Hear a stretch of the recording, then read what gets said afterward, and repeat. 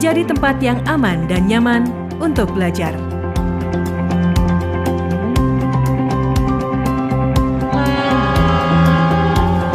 Aksesnya yang mudah membuat Unsud menjadi tujuan pemuda dari berbagai penjuru dunia untuk meraih cita-cita.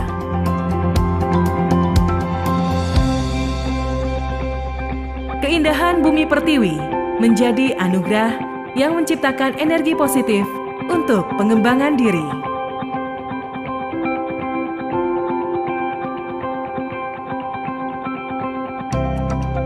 Universitas Jenderal Sudirman memiliki komitmen menyelenggarakan pembelajaran berkualitas untuk menghasilkan lulusan yang berkarakter dan berdaya saing tinggi.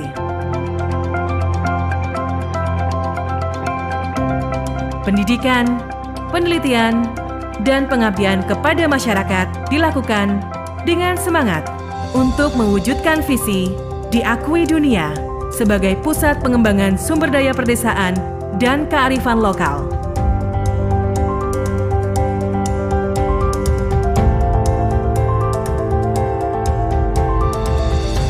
Kami percaya visi tersebut dapat diraih dengan kemitraan antara Unsud dengan lembaga-lembaga yang memiliki harapan yang sama untuk menciptakan masa depan yang lebih baik.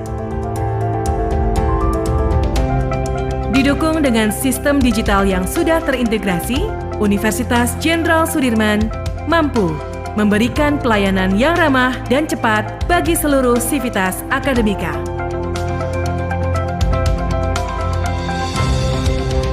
Dengan sarana dan prasarana yang berkualitas, serta tenaga pendidik dan kependidikan yang kompeten, kami bersinergi membangun reputasi guna mengembangkan penelitian dan inovasi unggul untuk pengembangan ilmu dan peningkatan daya saing bangsa.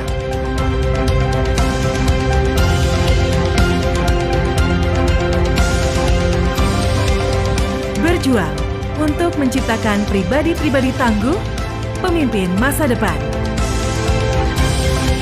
Karena kami sadar, semua orang memiliki hak yang sama, apapun latar belakangnya, untuk membangun negeri tercinta.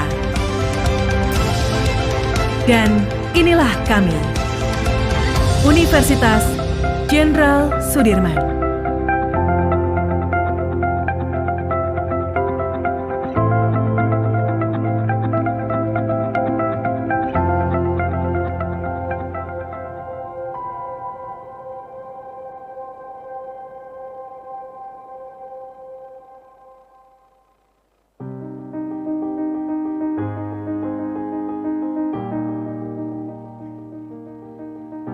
It all starts from here, from the desire to make a change.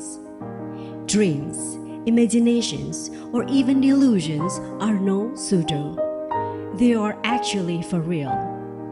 They will literally come to realize if we are determined to achieve them all.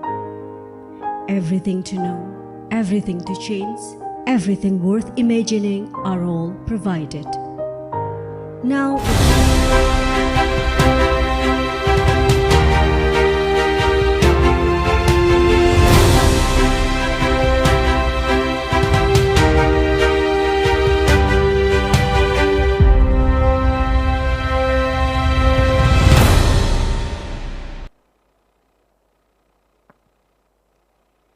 good morning, Excellencies, distinguished guests, ladies and gentlemen. Welcome to Java Heritage, and we proudly present International Conference Sustainable Competitive Advantage 2022.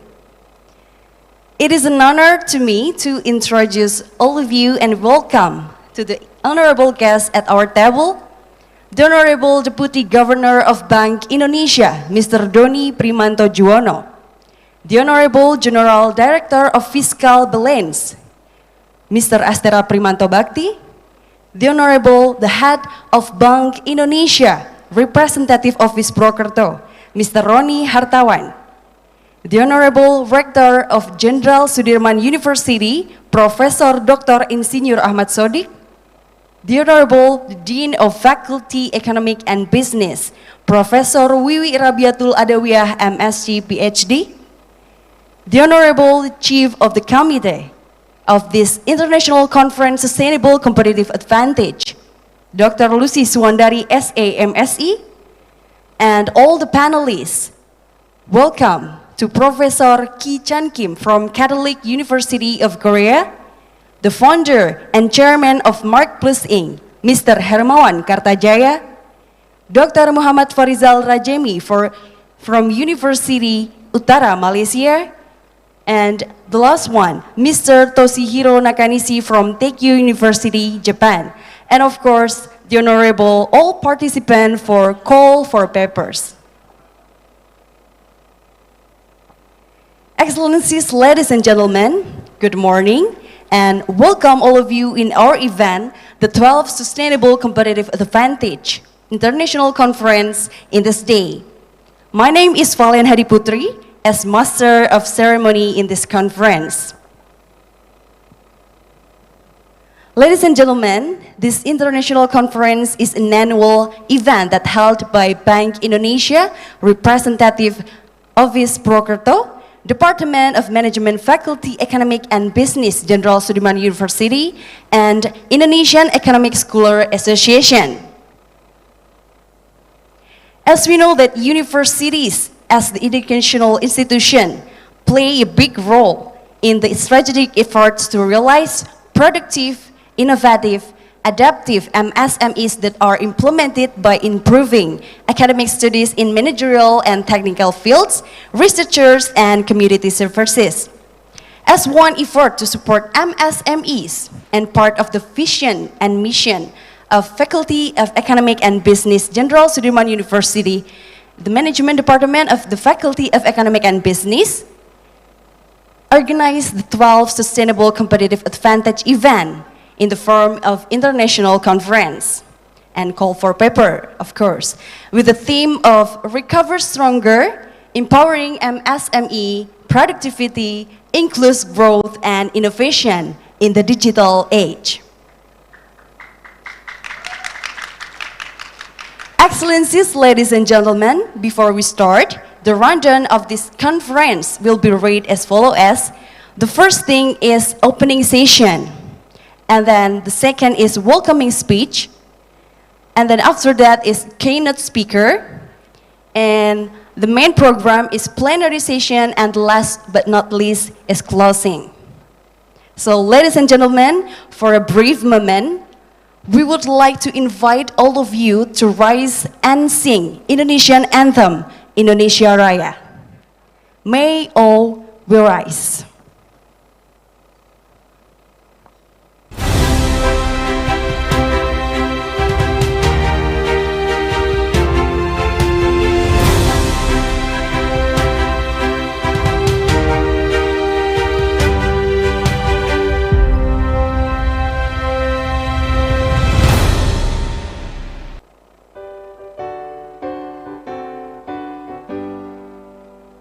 Indonesia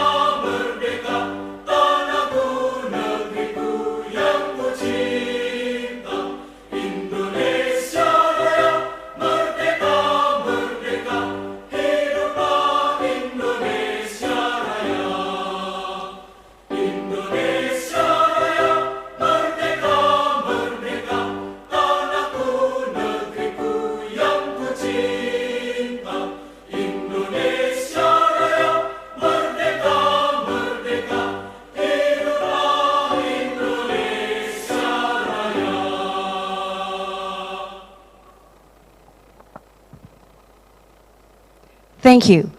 You all may be seated now.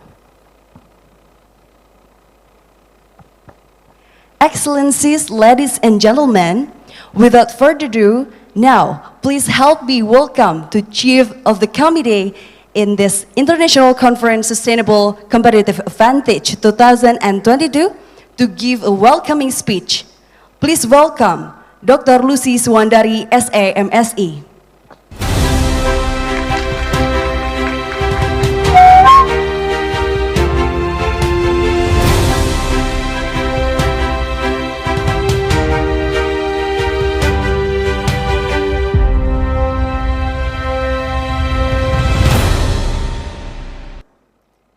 Assalamualaikum warahmatullahi wabarakatuh.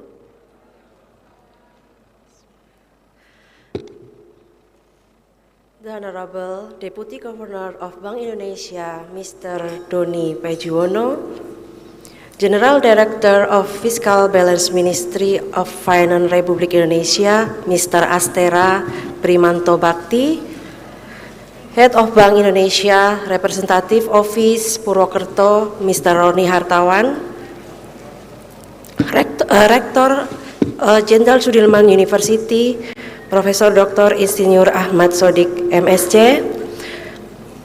Dean of Fakultas Economic and Business, Profesor Wiwik Rabiatil Adawiyah, MSc, PhD, Prof. Kim Chan from Catholic University of Korea, Profesor Toshishiro Nakanishi from Tokyo University of Japan, Mr. Hermawan Kartajaya from Mark Plus Incorporation, Dr. Muhammad Farizal Rejemi from University Utara Malaysia, and all participants and presenter of the International Sustainable Competitive Advantage. Praise and grateful to Allah Subhanahu wa Ta'ala for the abundance of His grace and mercy which He given us convenience and strength to hold in the International Seminar and Conference Sustainable Competitive Advantage 2020 with growth and innovation in digital age. The 12th International Conference Sustainable Competitive Advantage is organized by the Faculty of Economic and Business Jenderal Sudirman University incorporating with Bank Indonesia. This event is annual event since 2010, and in the last years it has been held at international level. This event has involved more than 150 presenters and scientific articles that have contributed intellectually to society. This conference is international and interprofessional event that invites academic, researchers, practitioners, and university students who are interested in the field of economic, management, and business. The academic papers in the conference include empirical research papers, theoretical development papers, or conceptual insight that use different approach.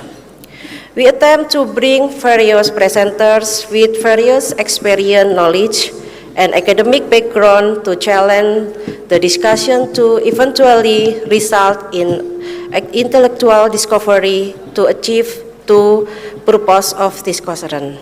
At last, we welcome you to this international conference. Wassalamualaikum warahmatullahi wabarakatuh.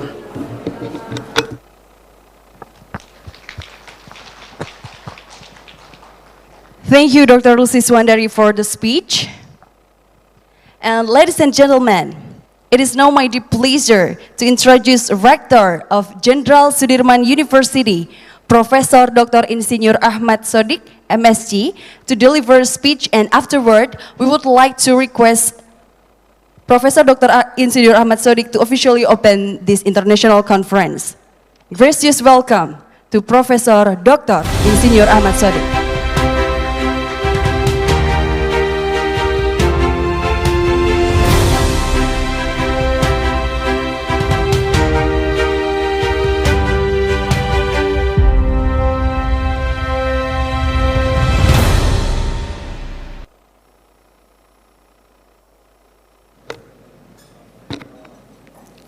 Bismillahirrahmanirrahim. Assalamualaikum warahmatullahi wabarakatuh. Selamat pagi, salam sejahtera untuk kita semua. Salam, Om Swastiastu, Namo Buddhaya, salam kebajikan.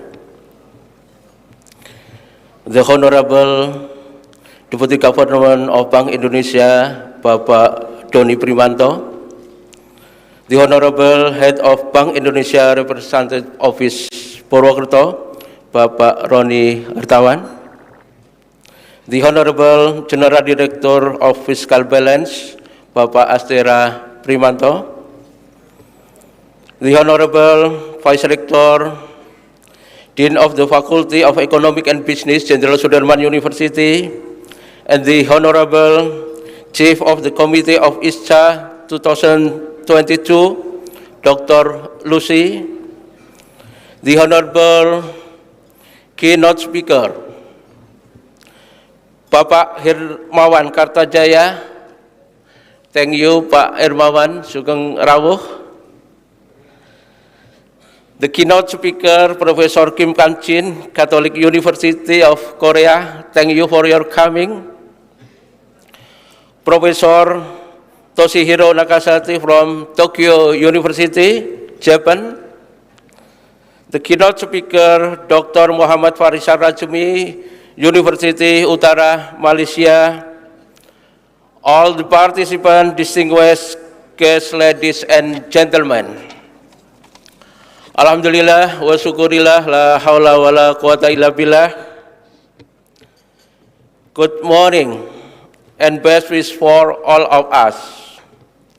First of all, I would like to extend a warm welcome to all of the speakers and attendants on the behalf of Jenderal Sudirman University in the 12th Sustainable Competitive Advanced International Seminar Colloquium and Call for Paper with the theme Empowering MSME Productivity, Inclusive Growth and Innovation in the Digital Era, that held by Faculty Economic and Business, Jenderal Sudirman University and Bank Indonesia.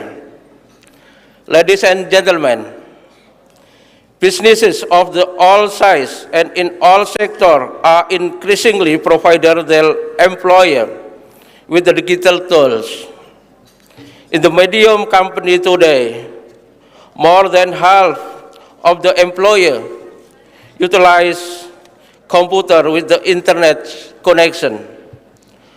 For businesses, digital tool provide several important advantages. By providing and facilitating communication between employee, supplier, and network, digital reduce transaction costs. The possibility for trade in service greatly expand, which can assist small and medium-sized enterprise in integrating into international markets by minimize the expenses associated with border and transport operation.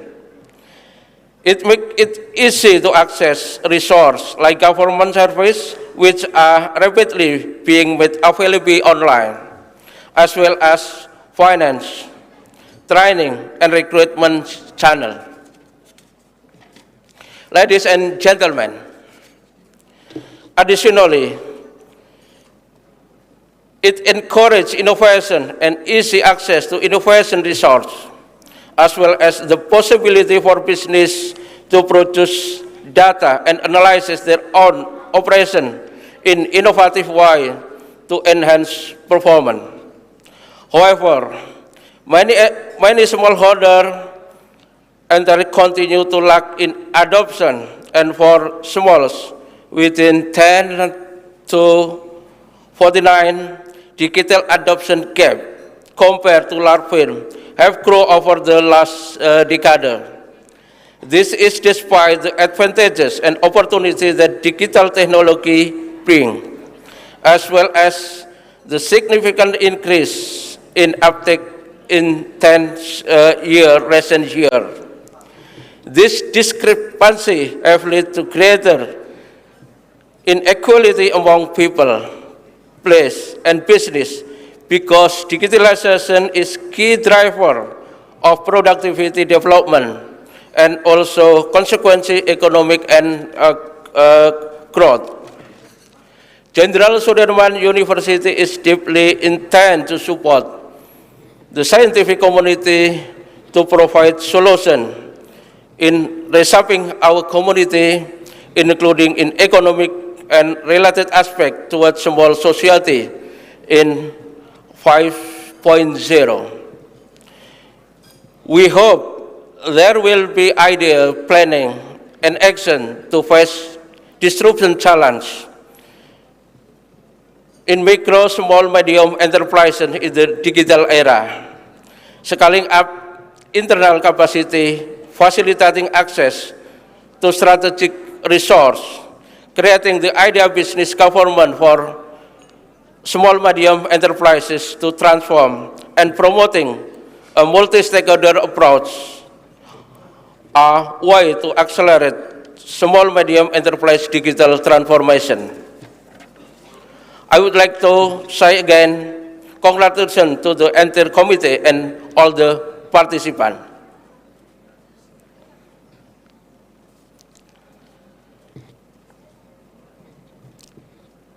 Bapak, Ibu, hadirin semua, marilah kita buka acara ini with the name of Allah Subhanahu wa Ta'ala. Bismillahirrahmanirrahim. The 12th Sustainable Competitive Advance International Conference, Colloquium, and Call for Paper is officially open. Assalamualaikum warahmatullahi wabarakatuh. Thank you, Mr. Ahmad Sodik. But the first of all, I would like to request Mr. Ahmad Sodik to stand by the stage to open this international conference with by beat the gong and accompanied by, please welcome the Dean of Faculty of Economic and Business,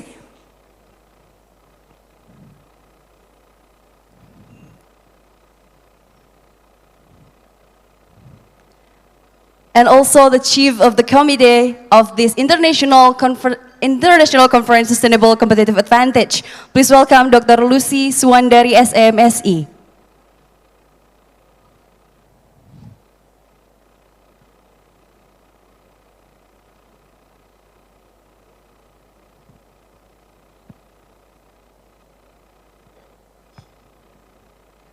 All right. Please give a warm applause. This is a sign for this international conference. Sustainable Competitive Advantage is officially open.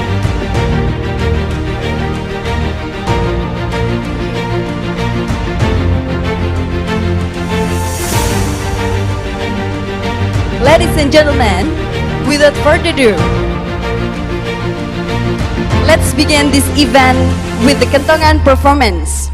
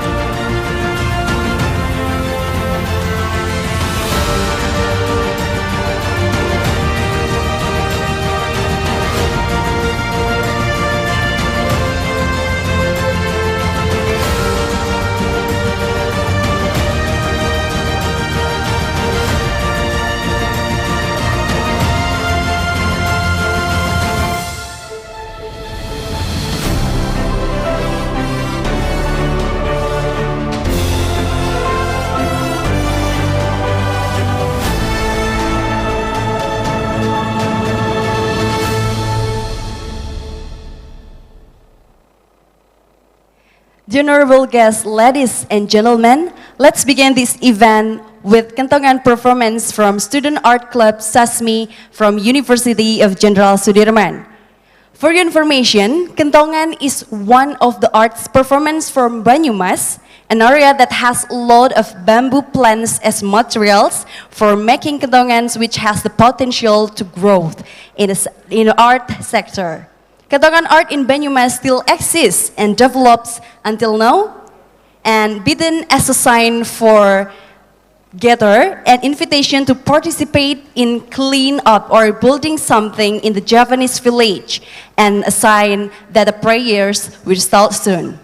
Please give warm applause to Kentongan from SASMI Jenderal Sudirman University.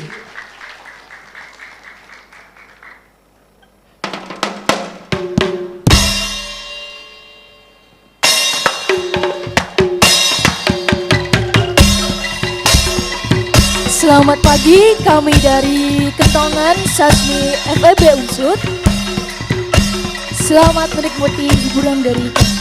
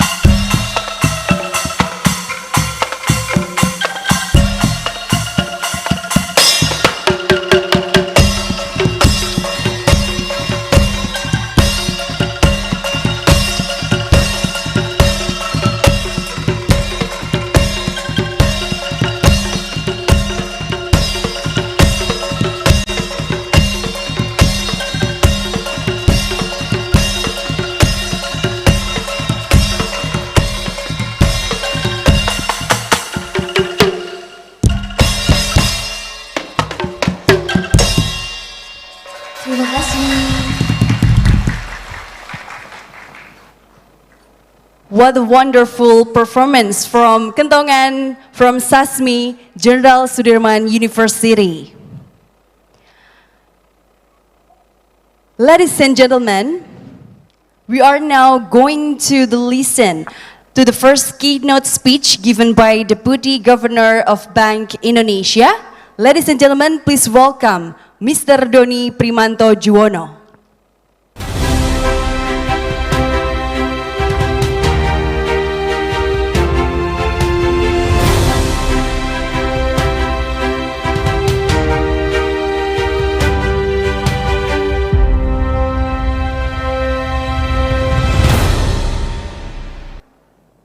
The Honorable Minister of Finance, Ibu Sri Mulyani PhD, Rector of Jenderal Sudirman University, Professor Dr. Ahmad Sodik, Dean of Economic and Business Faculty at Jenderal Sudirman University, Professor Bibi Rabiatul Adawiyah PhD, Chairperson of ICSGA 11 Committee, Dr. Lucy Suwandari, Professor Ki Chang Kim from Catholic University of Korea, Bapak Hermawan Kertajaya from Mark Plus Inc., Dr. Muhammad Farizal Rajemi from University Utara Malaysia, Professor Toshihiro Nakanishi from Teiko University Japan, Bapak Roni Hartawan, Chief Representative of Bank Indonesia Purwokerto, our special guest and participant of the international seminar.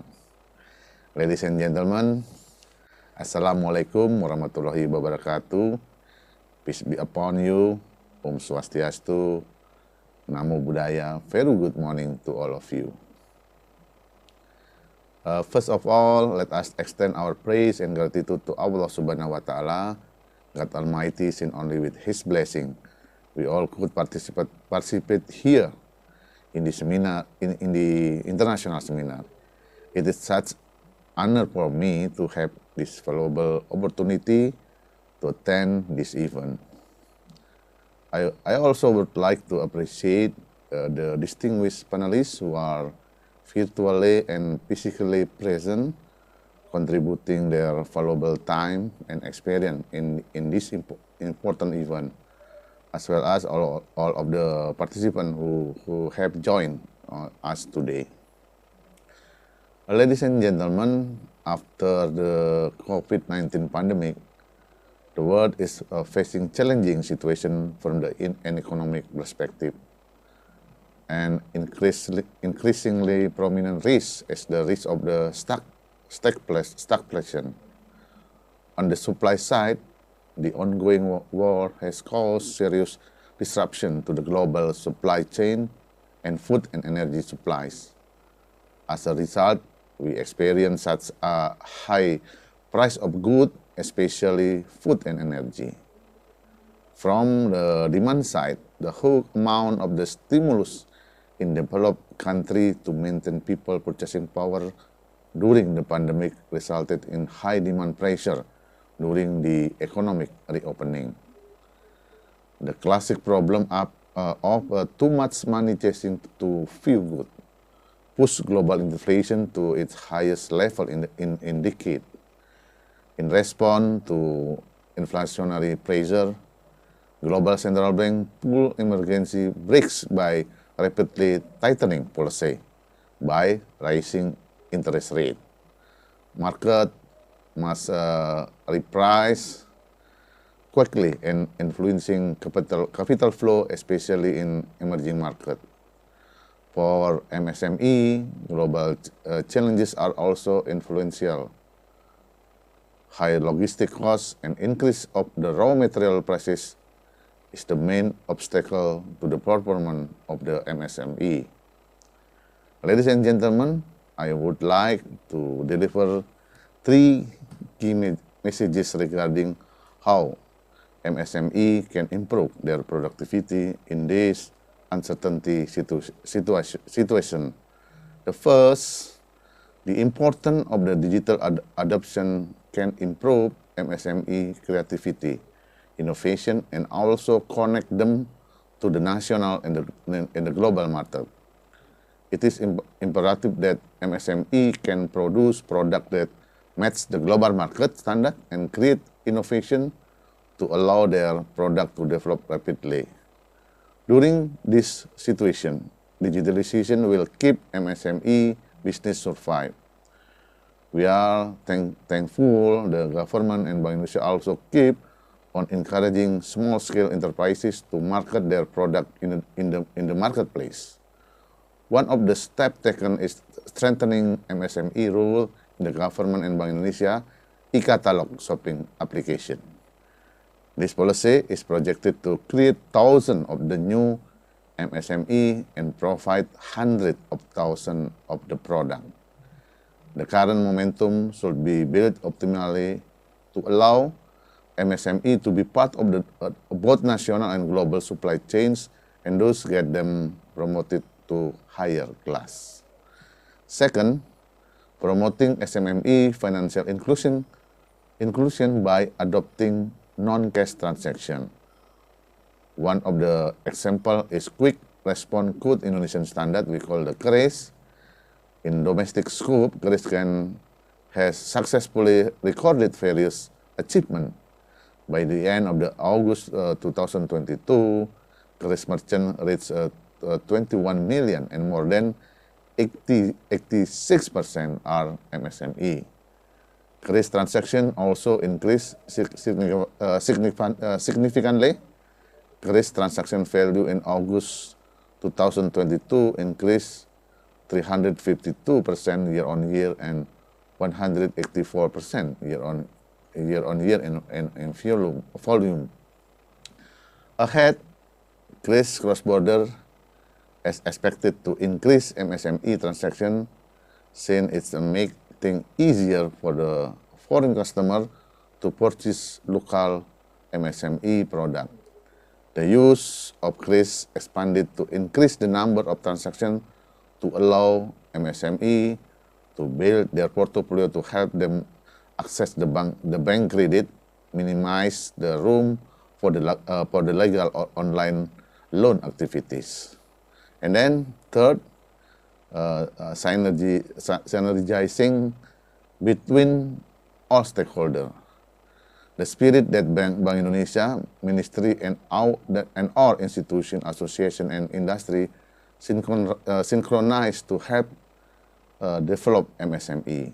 The MSME fair organized since 2016 by Bank Indonesia, we call the Karya Kreatif Indonesia or KKI, or Indonesia Creative Work, which consists of MSME feature product fair and various events aiming to build their capacities. Bank Indonesia recorded that MSME business commitment during KKI 2022 amounted to 282.2 million rupiah. And then it's increasing 36% or from the last year. Around 200 SMME participate physically in the fair, and 500 others participate virtually. Finally, Bank Indonesia will keep expanding MSME development program through corporatization, capacity building, and facility for the access to finance. The goal are to increase their competitiveness to productive, innovative, and adaptive MSME. Corporatization is carried out by strengthening the institution and expanding partnership with other business actors to increase their scale. MSME capacity building is focused on digitalization to encourage increased production, financial management, and expansion of the market access. Ladies and gentlemen, considering the foregoing, we highly appreciate that this international seminar and call for paper under the theme Recover Stronger, Empowering MSME Productivity, Inclusive Growth and Innovation in the Digital Age through the collaboration between the Representative Office of Bank Indonesia in Purwokerto and Economic and Business Faculty at Jenderal Sudirman University. It is expected that this event can explore ideas from the practitioner, government, academician, both conceptually and practically, to devise the best and most innovative strategies to recover and strengthen MS. Finally, we wish you enjoy the seminar. May what we do today would benefit MSME in finding fresh yet beneficial ideas to face the current situation. Thank you. Assalamualaikum warahmatullahi wabarakatuh. Waalaikumsalam warahmatullahi wabarakatuh. Thank you very much, Mr. Doni Primanto Juwono, for the insightful speech. And he will move into the station of the second keynote speaker. Ladies and gentlemen, here with us, the Honorable General Director of Fiscal Balance from Ministry of Finance of Republic Indonesia, Mr. Astera Primanto Bakti. Time is yours.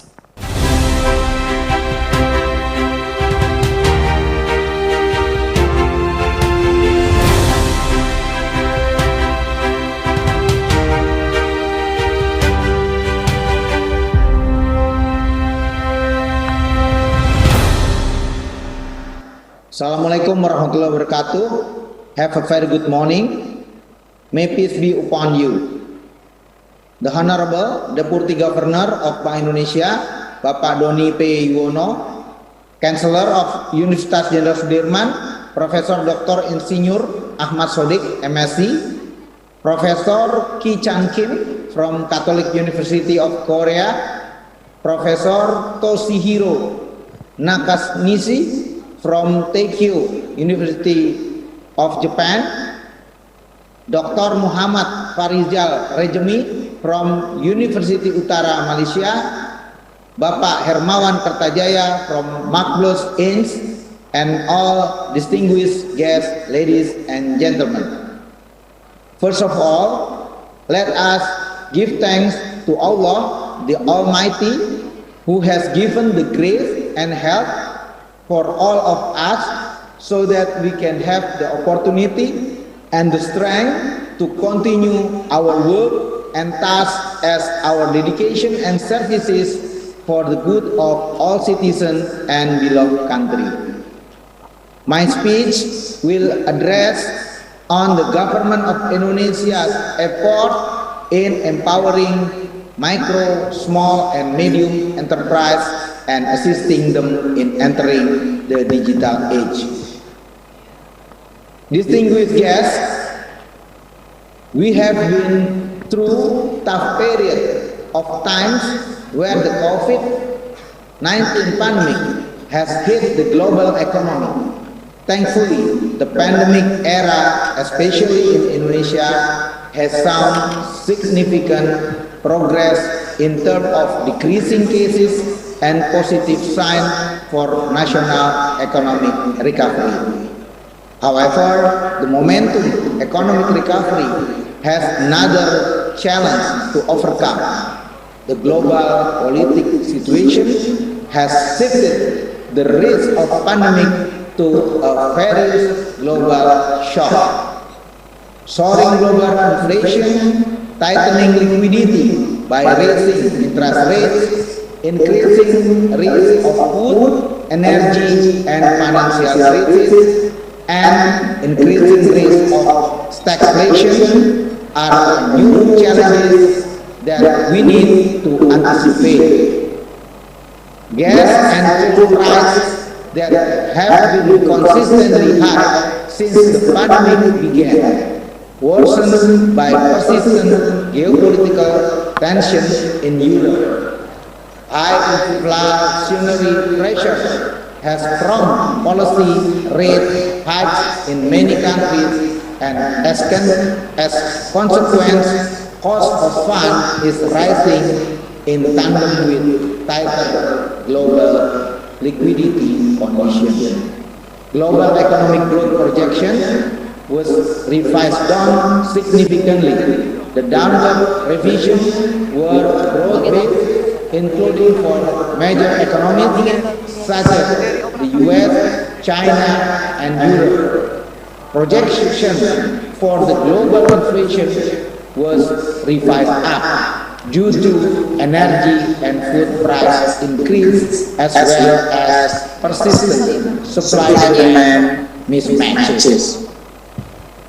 Ladies and gentlemen, we need to be grateful that amid the dynamic of the global economy, the recovery performance in Indonesia continued and strengthened further in the second quarter of 2022. Household consumption increased rapidly during the month of Ramadan and Eid al-Fitr, reflected in the high growth in consumption of transportation and communication as well as restaurant and hotel. Government consumption contracted in line with the decline in spending for handling the pandemic, for example, for medical devices, medicine, and also patient care. Investment grew positively in line with the well-maintained sustainability of the expansion of the business world. Export recorded high growth in line with the demand for the superior national commodities and manufactured products. From the production side, high commodity price has catalyzed strong growth in the mining and agriculture sectors.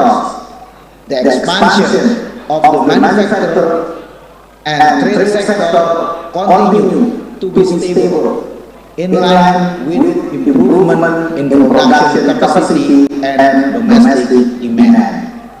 The hardest hit sector started to be recovered. The manufacturing sector, as the largest contributor, grew stronger, supported by increased demand in the textile industry. The mining sector has continued to strengthen, supported by rising commodity price and increased demand as a result of the conflict in Europe. Nevertheless, we still need to anticipate the trade and construction sector has grown slower than any other key sector. Therefore, despite our positive performances, we still need to be cautious on global events that may influence our economic performance. Distinguished guests, ladies and gentlemen, in line on those continuing positive results, the government of Indonesia is able to continue strong budget performance in the year of 2022. State revenue growth trend continues as of August, reaching almost 50% year-on-year as the impact of commodity prices and sustained economic recovery. But in the future, it is expected to slow down. The growth of state spending is getting better. However, it is necessary to anticipate the need of subsidies and compensation as well as the provision of additional social assistance to increase people's purchasing power. Spending or expenditure continues to be accelerated to balance income for community protection and economic recovery. Primary balance is maintained like the previous month. The achievement of APBN or budget the year of 2022 is pursued according to the target, considering the dynamic of 2022 and the sustainability of budget 2023. Amidst escalating uncertainty, risk of global economy, budget will be optimized as a shock absorber. The budget must be vigilant, anticipative, and responsive. The government wants to create this momentum to strengthen fiscal resilience by preparing fiscal buffer to anticipate uncertainty and also strengthening foundation for fiscal consolidation and sustainability. We want to make the budget as a shock absorber in order to control inflation and maintain people's purchasing power, maintain momentum of recovery for alleviating unemployment and also poverty, and maintain priority expenditures, strengthening productivity and national economic foundation. This objective can be achieved through expenditure optimization such as subsidized social protection and priority spending. In the case of subsidies, we need to inform you that the government aims to refine its policy so that it can be more effective. The energy subsidy reform, for example, we analyzed that the bigger portion of fuel consumption and subsidy were enjoyed by the richer households.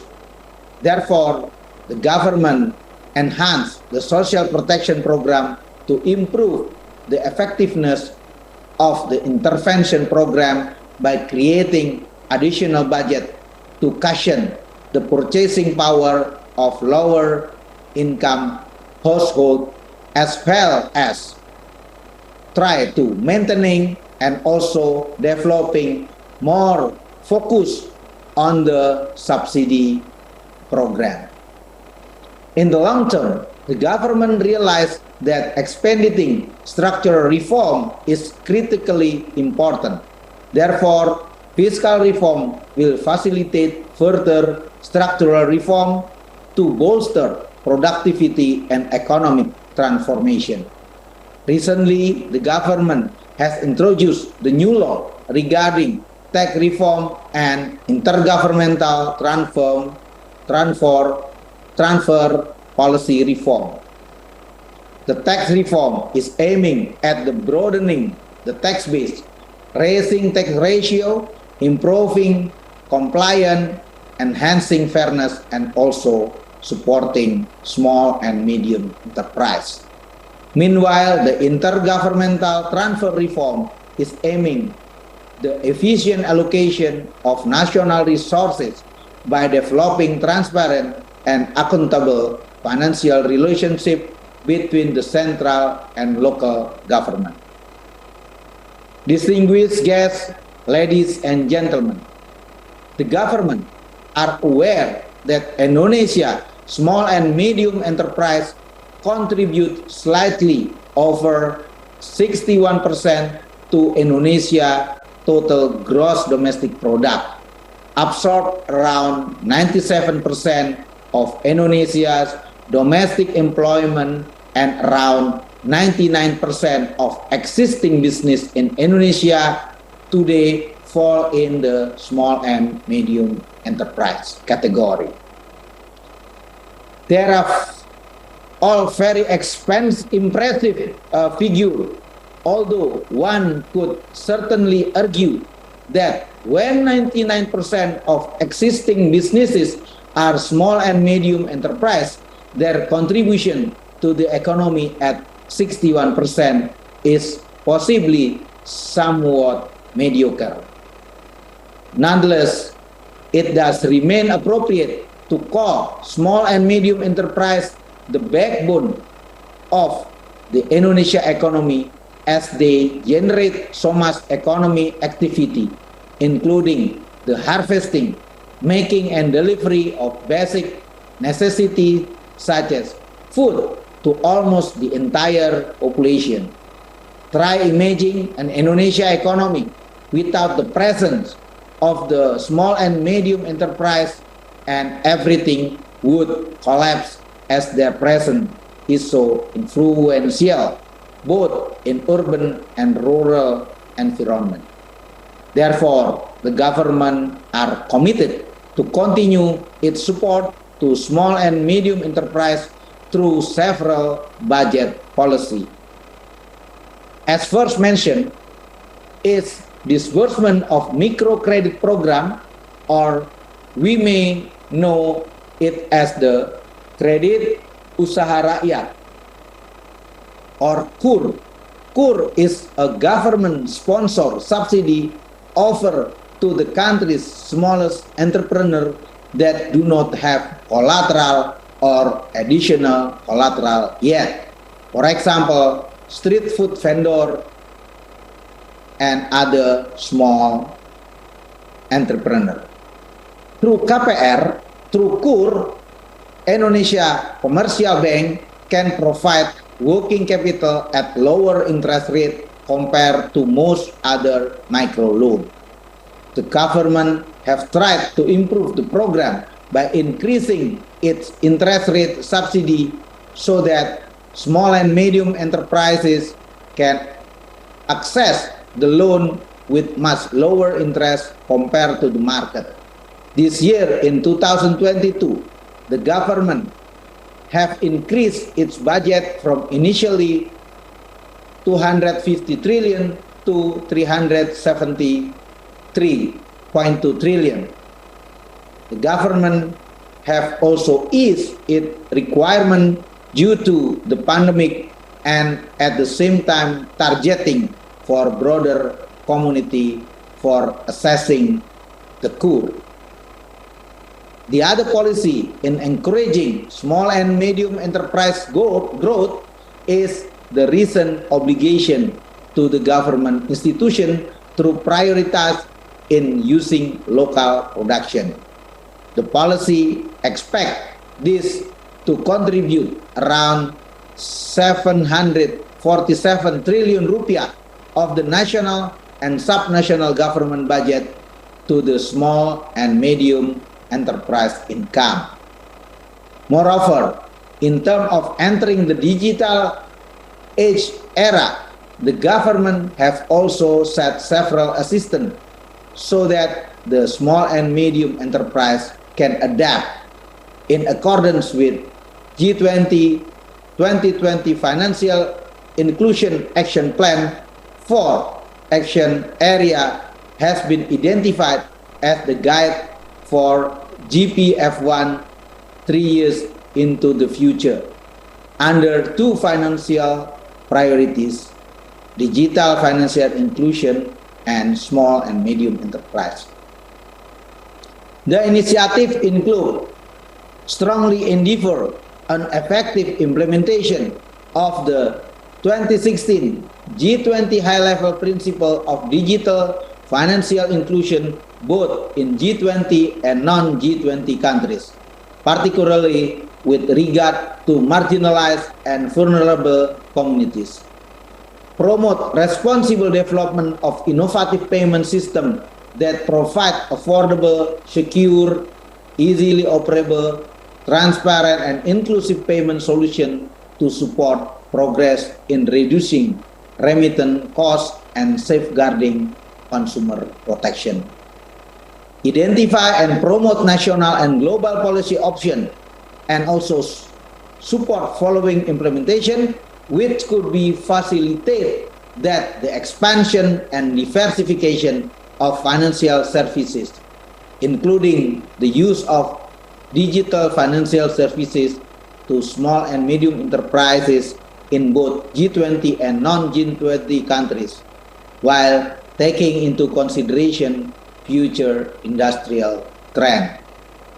Identify and promote good practice at the institutional level in both G20 and non-G20 countries, specifically targeted at improving the range of financial services for small and medium enterprise. In 2022, the government have also set policy of intergovernmental fiscal transfer that are aiming to support small and medium enterprise. The policies are the use of regional transfer fund or the incentive, where the remaining regional incentive fund from 2020 can be used to strengthen the regional economy, including empowering small and medium enterprise, small industry, and empowering the community's economy. The use of village fund for the development of productive economic enterprise, which is prioritized to be managed by BUMDes, or what we call the village enterprise. Mandatory expenditure 2% of block grant can be used for the job creation. Distinguished guests, ladies and gentlemen, finally, after we understand all the condition and the dynamic of the global economy that we face right now, this is our obligation for having more synergy, collaboration, and also harmonization of the policy, not only in the central government, but also in the regional government until the village. This is the unity of the economy, and also we can grow together to support small and medium enterprise by using the new technology, what we call digital technology. We are so hopeful that our small and medium enterprise can hold a bright future and keep becoming the backbone of Indonesia economy. May Allah the Almighty help us. Wassalamualaikum warahmatullahi wabarakatuh. Waalaikumsalam warahmatullahi wabarakatuh. What an excellent presentation from our keynote speakers, ladies and gentlemen. Coming up for the next segment is photo session. So without further ado, we would like to invite to the stage the Honorable Head of Bank Indonesia, Representative Office of Prokerto, Mr. Roni Hartawan, and also the Honorable Rector of Jenderal Sudirman University, Professor Dr. Insinyur Ahmad Sodik, the Dean of Faculty Economic and Business, Professor Wiwi Rabiatul Adawiyah MSc PhD, and Vice of Dean of Faculty of Economic and Business, Dr. Ratno Purnomo and Istiqomah PhD, and also the Chief of the Committee of ICSCA 2022, Dr. Lucy Suwandari SAMSE, the Head of Business Management Department, Dr. Nur Hoylul Afif, and also all the panelists, please welcome to the stage Professor Ki Chan Kim from Catholic University of Korea, and also the founder and chairman of Mark Plus Inc. Please welcome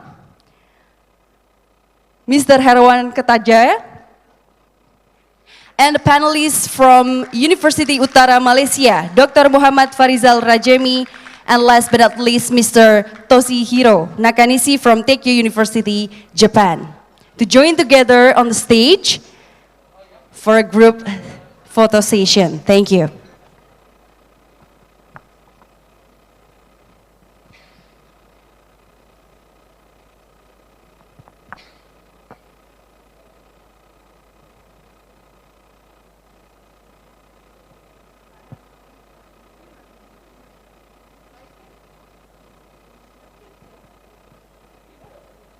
Already set up. Okay.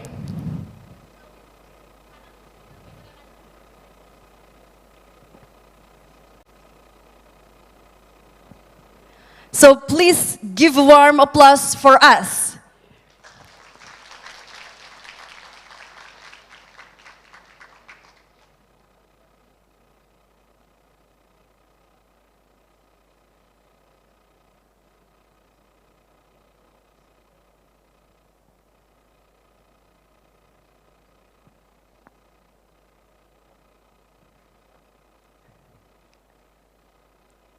Okay, maybe for another pose.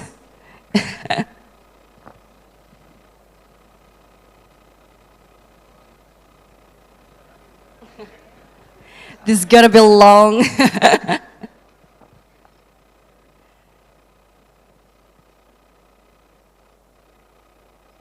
Okay, once again, please give a warm applause for us in this international conference, Sustainable Competitive Advantage 2022.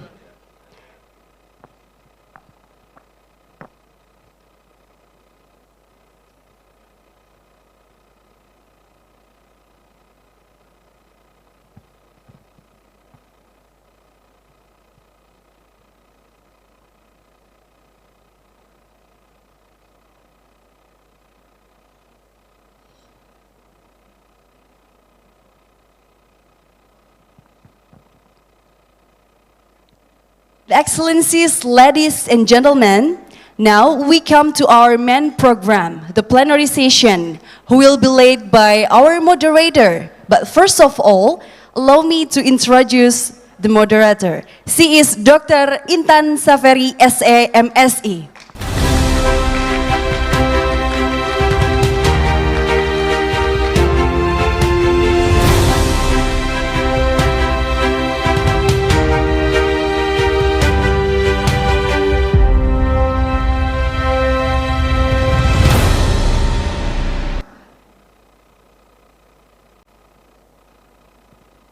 All right, Dr. Intan Saferi, SAMSE. She is lecturer management department and also certified by BNSP license as financial planner and assessor competency. Please welcome Dr. Intan Saferi.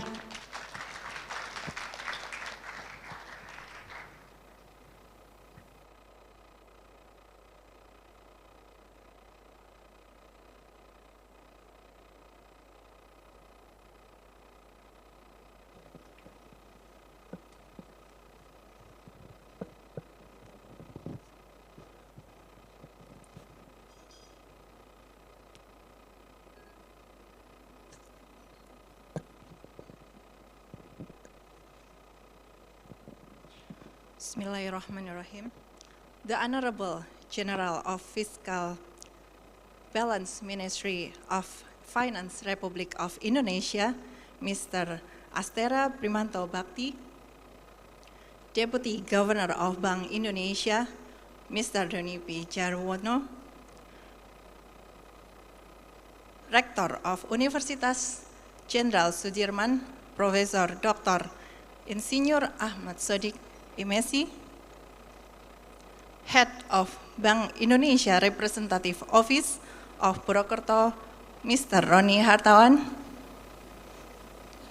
Dean of Faculty of Economic and Business, Universitas Jenderal Sudirman, Prof. Wiwi Robiatul Adawiyah, PhD, Chief of Committee of International Conference of Sustainable Competitive Advantage 2022, Dr. Lucy Swandari, the Head of Department and Programs and the lecturer, the Honorable Speaker, Prof. Ki Chan Kim from Catholic University of Korea, Professor Toshihiro Nakanishi from Tokyo University, Japan, Dr. Muhammad Farizal Rajemi from University Utara, Malaysia, Mr. Hermawan Kartajaya from Markplus Inc.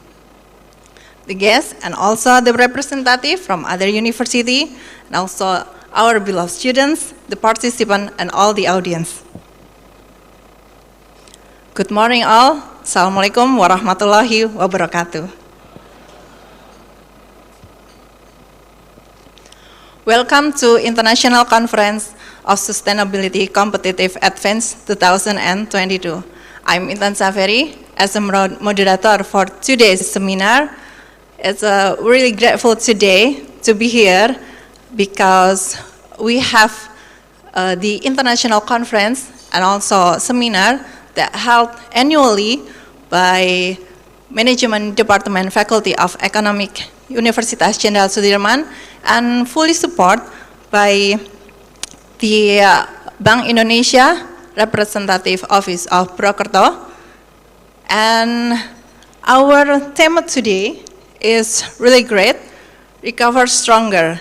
We have empowering MSME productivity, inclusive growth, and innovation in the digital age.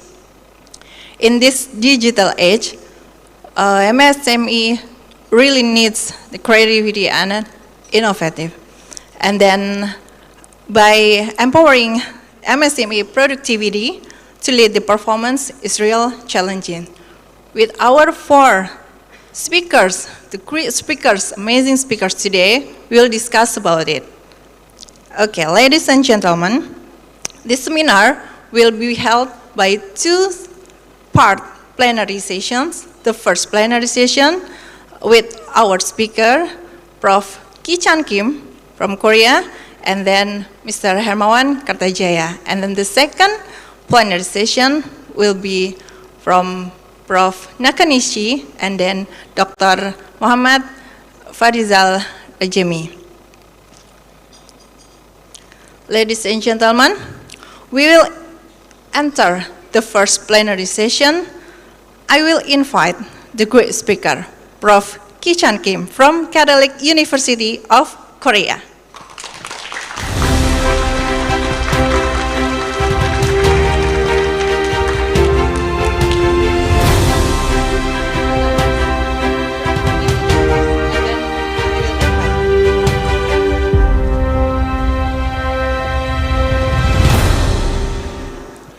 And then we also will invite Mr. Hermawan Kartajaya from Mark Plus Inc.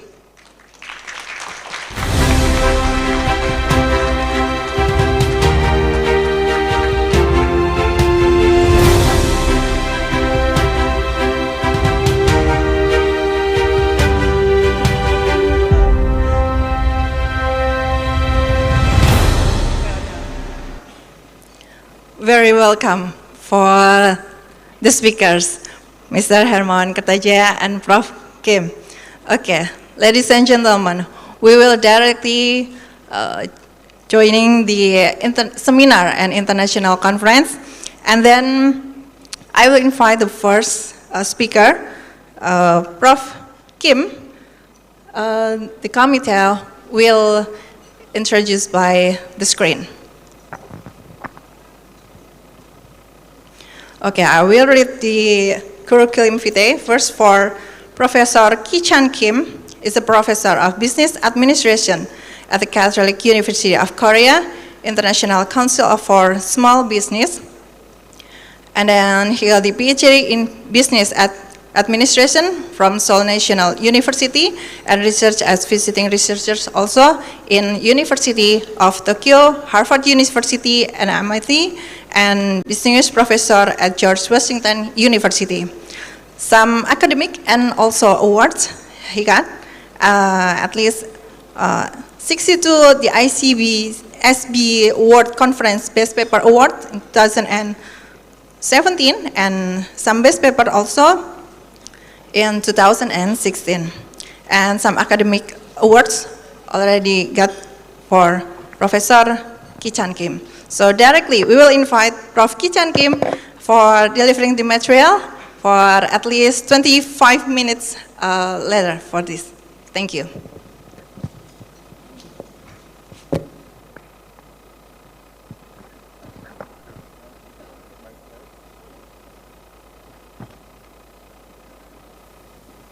Is the committee to help the control screen for Professor Kim. Thank you. Selamat pagi. Good morning. Maybe you know Oppa? Any? Yeah. 언니? Yeah. 사랑해요. Okay, yeah.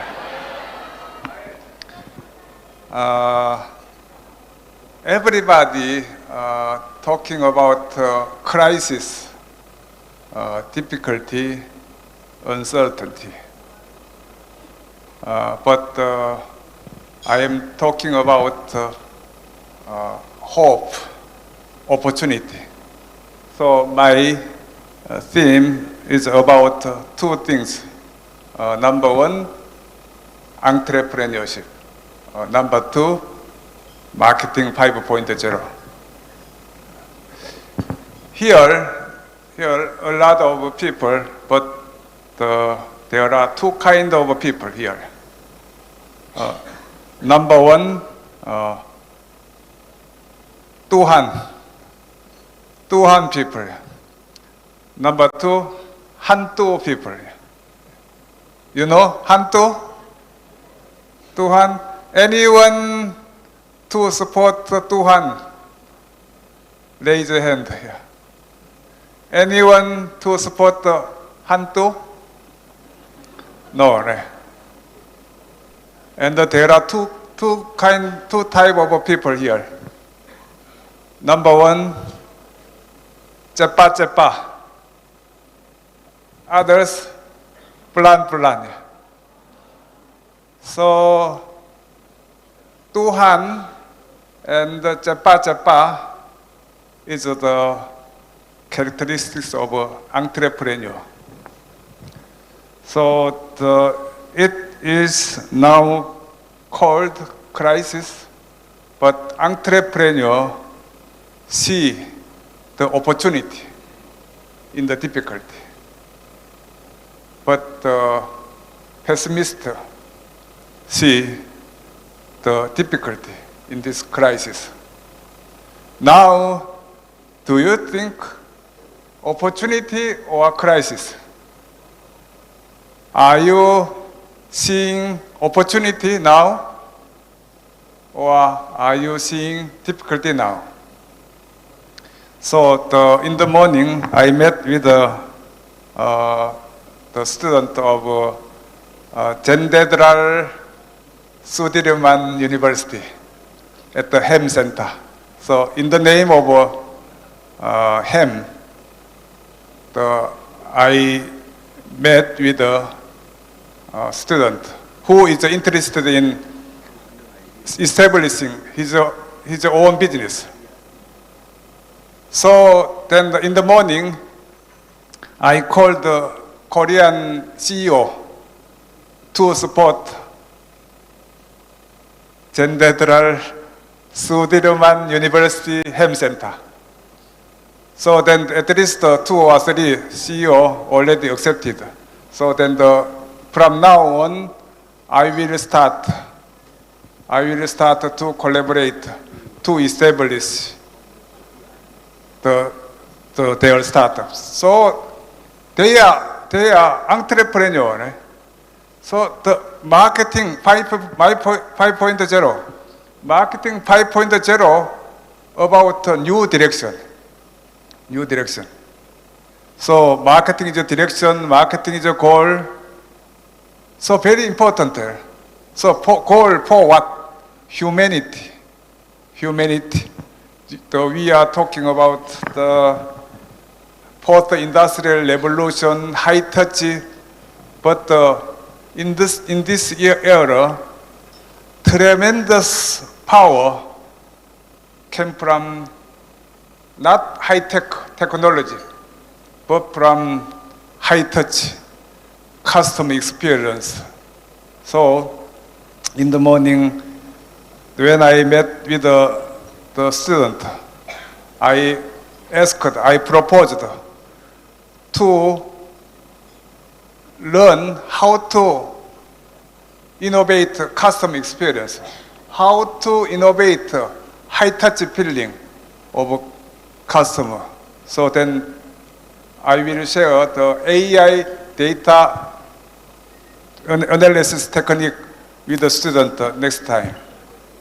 So marketing 5.0 means our goal, our direction is humanity, technology for humanity. And in American Marketing Association, AMA, we named it as a BMBW, better marketing for better world. So can I control okay, I cannot control, yeah? Okay, then let me start this question. Then who is the who is the best marketer in the world? So who is the best marketer in the world? Philip Kotler or Hermann Katajaya? So I think so. But here, the propagandist, Hitler. Actually, Hitler, he is the person who introduced hell into heaven. So actually, Hitler is so smart, yeah. But Hitler has no heart, no heart. So 52 million people die. So marketing is the technology, but the technology without the right direction, technology without the heart, technology without high touch is a weapon like the Hitler. Okay, then click please, yeah. Next slide, please. So then you see the Adolf Hitler, yeah. So next slide, please. Yeah.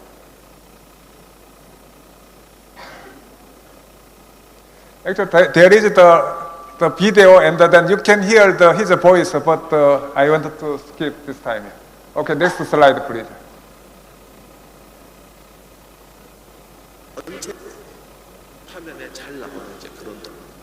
X. Here, there are 3 books, the bestseller.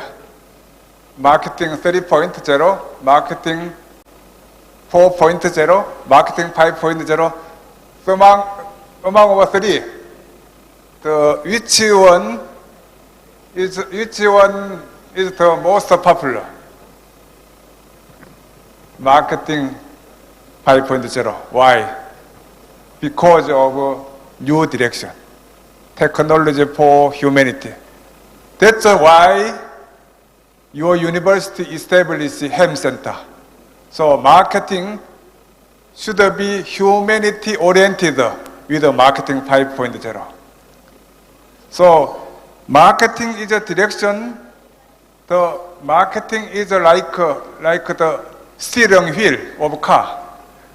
Car without steering wheel go to long place, right? But it's entrepreneurship that make new direction, right direction happen. So car without entrepreneurship is like car without engine. The entrepreneurship is engine. So marketing 5.0 need engine to make it happen. Next slide, please. Yeah. So HEM, yesterday, the Cathedral Sudirman University established the HEM Center. So HEM consists of humanity, humane entrepreneurship, and the marketing 5.0. So HEM consists of humanity, entrepreneurship, marketing. Next slide, please.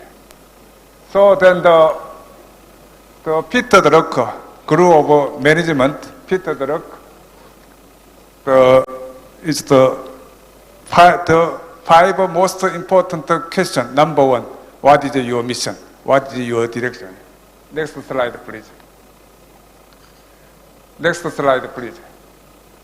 So then the reason why marketing 5.0 is more popular than marketing 3.0 and the marketing 4.0. So next slide, please. So then in the beginning, I categorized the world into 2 groups, 한두 and the 두한, optimist and the pessimist.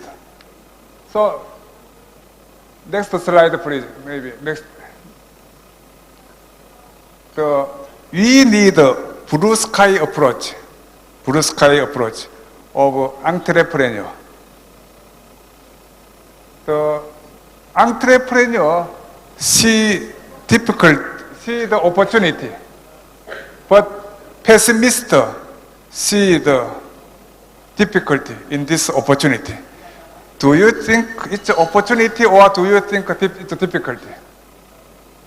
So then while I am talking with a student, so I proposed the student need entrepreneurial mind, because entrepreneur see the opportunity in this difficulty, in this crisis.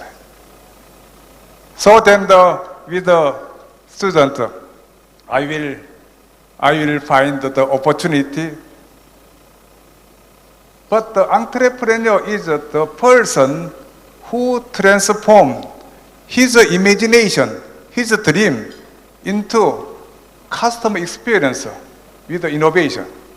So entrepreneur is the person who changes from his imagination into innovation.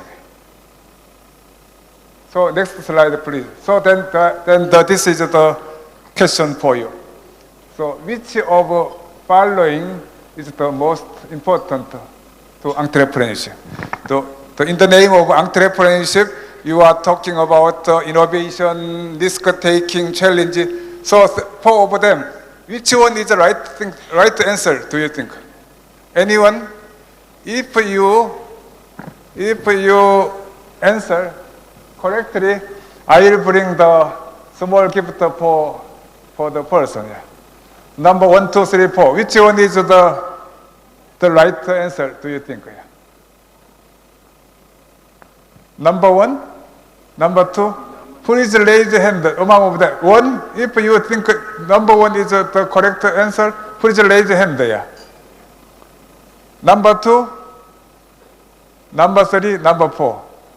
Number 1. Number 1 is, so guru of entrepreneurship. He is a professor of Harvard Business School, Howard Stevenson. Next slide, please. Howard Stevenson.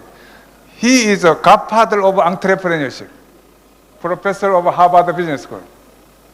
So according to guru of entrepreneurship, professor of Harvard Business School said, entrepreneurship is opportunity, taking opportunity. This is everything.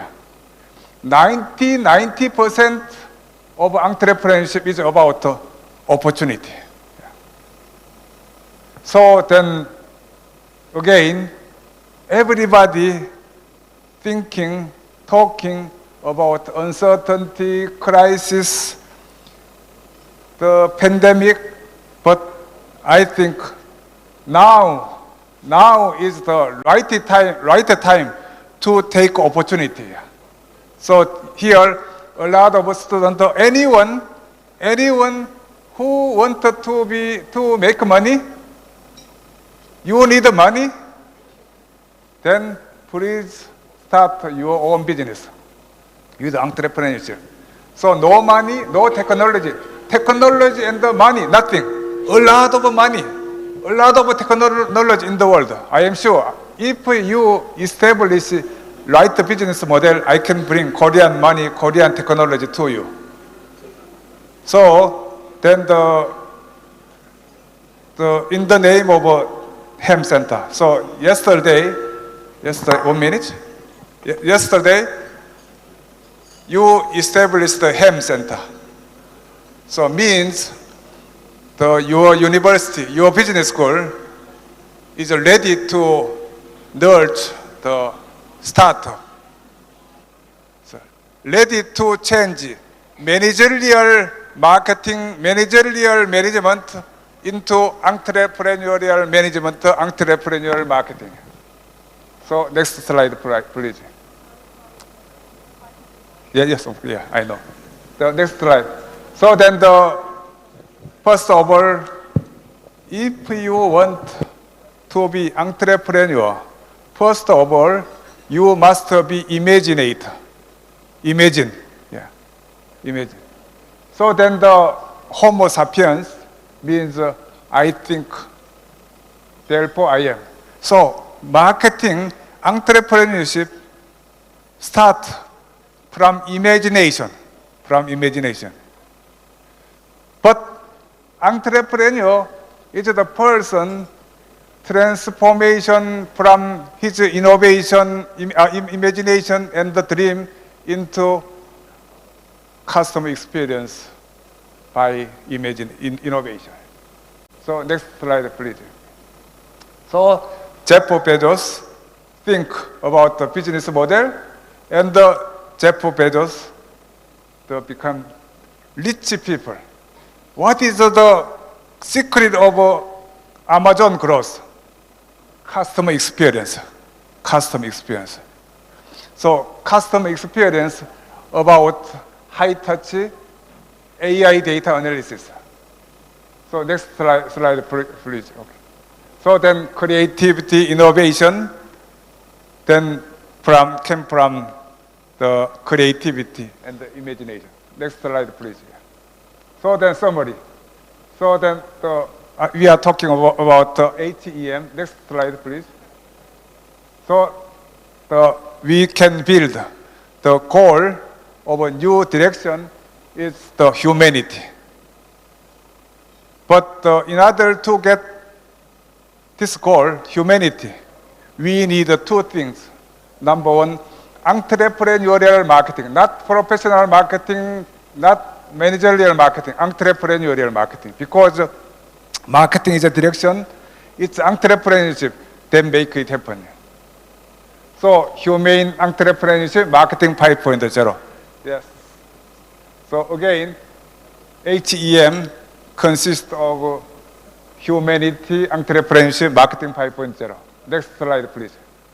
So then in this HEM, you can learn from Philip Kotler, Peter Drucker, Howard Stevenson, who is a guru of entrepreneurship, Herman Katajaye also, yeah.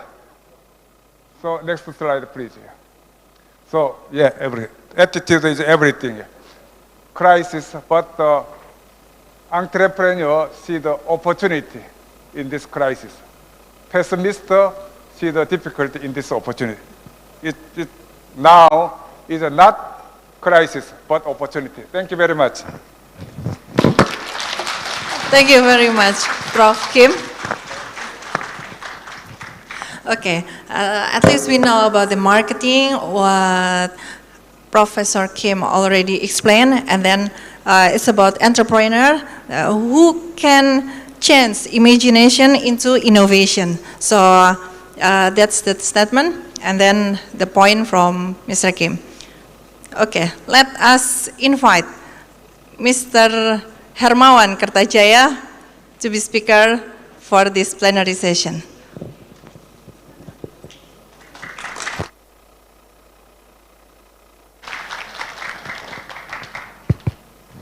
Assalamualaikum warahmatullahi wabarakatuh. Saya diperintahkan oleh Ibu Dekan disuruh bahasa Indonesia aja. Biar leko. Profesor Kim Ki-chan ini sahabat dan memang kayak saudara. Jadi walaupun saya ngomong Indonesia dia tak ngerti maksudnya apa ini. Ya toh. Nah, jadi saya melihat bahwa seminar ini International SCA ini smart ya.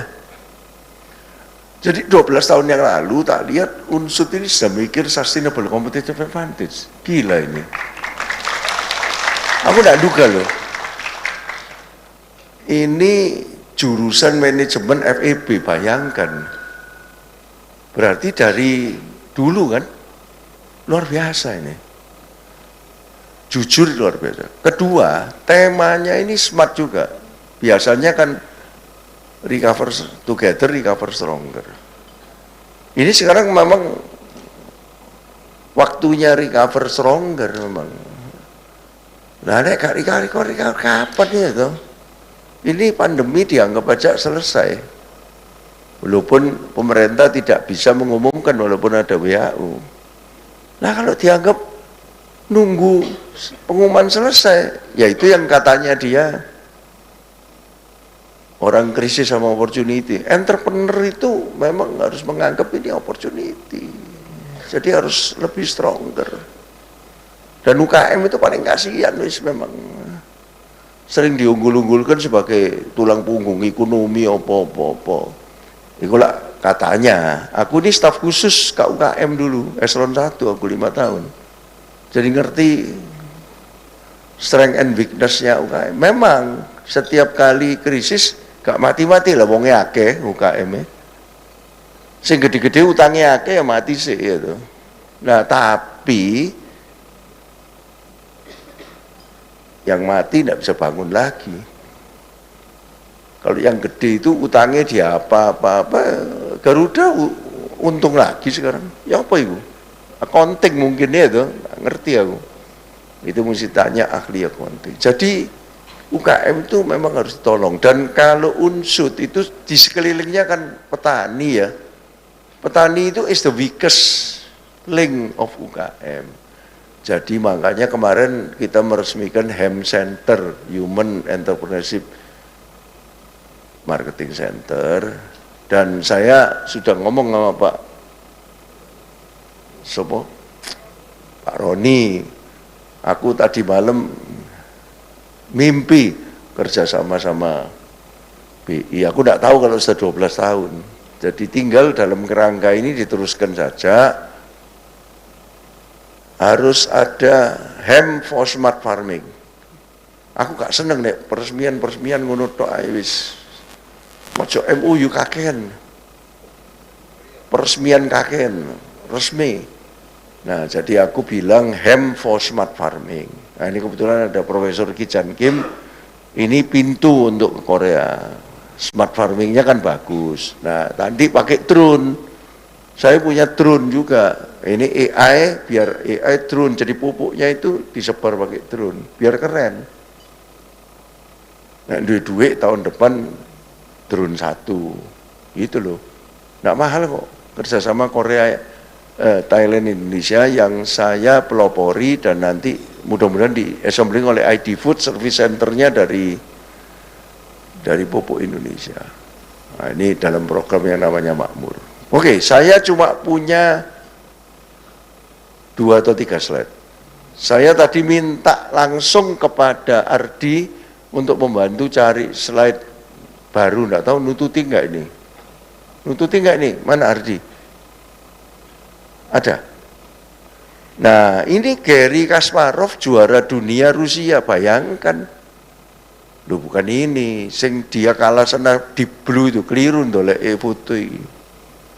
Iki Amerika lawan Rusia. Sing Garry Kasparov orang Rusia sing pinter. Tapi kemudian dikalahkan oleh Deep Blue. Nah, ini sing mahasiswa gak ru kira-kira. Karena sudah lama sekali itu manusia kalah sama mesin itu. Apalagi sekarang.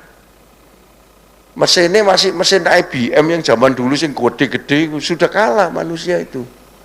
Apalagi sekarang. Kalah manusia itu sama mesin. Orang mesinnya itu godlike technology kok. Kita kan tidak tanya Tuhan sekarang, tanya Google kan. Ada apa-apa, betul enggak? Nah, otak kita itu masih kecil seperti dulu. Sementara institusi pemerintah, kampus, apa sih ketinggalan kabeh, makanya ono MBKM itu. Karena Olimpik diciptakan pada waktu obat pertengahan, kampus, ya trias politika, jadi gak nututi. Kalau kita tidak melakukan upaya-upaya kemanusiaannya sendiri. Nah, tapi kenapa aku kok pakai topi Top Gun? Nah, bukan karena saya umur 75 supaya kelihatan lebih muda, bukan. Ya itu salah satu lah.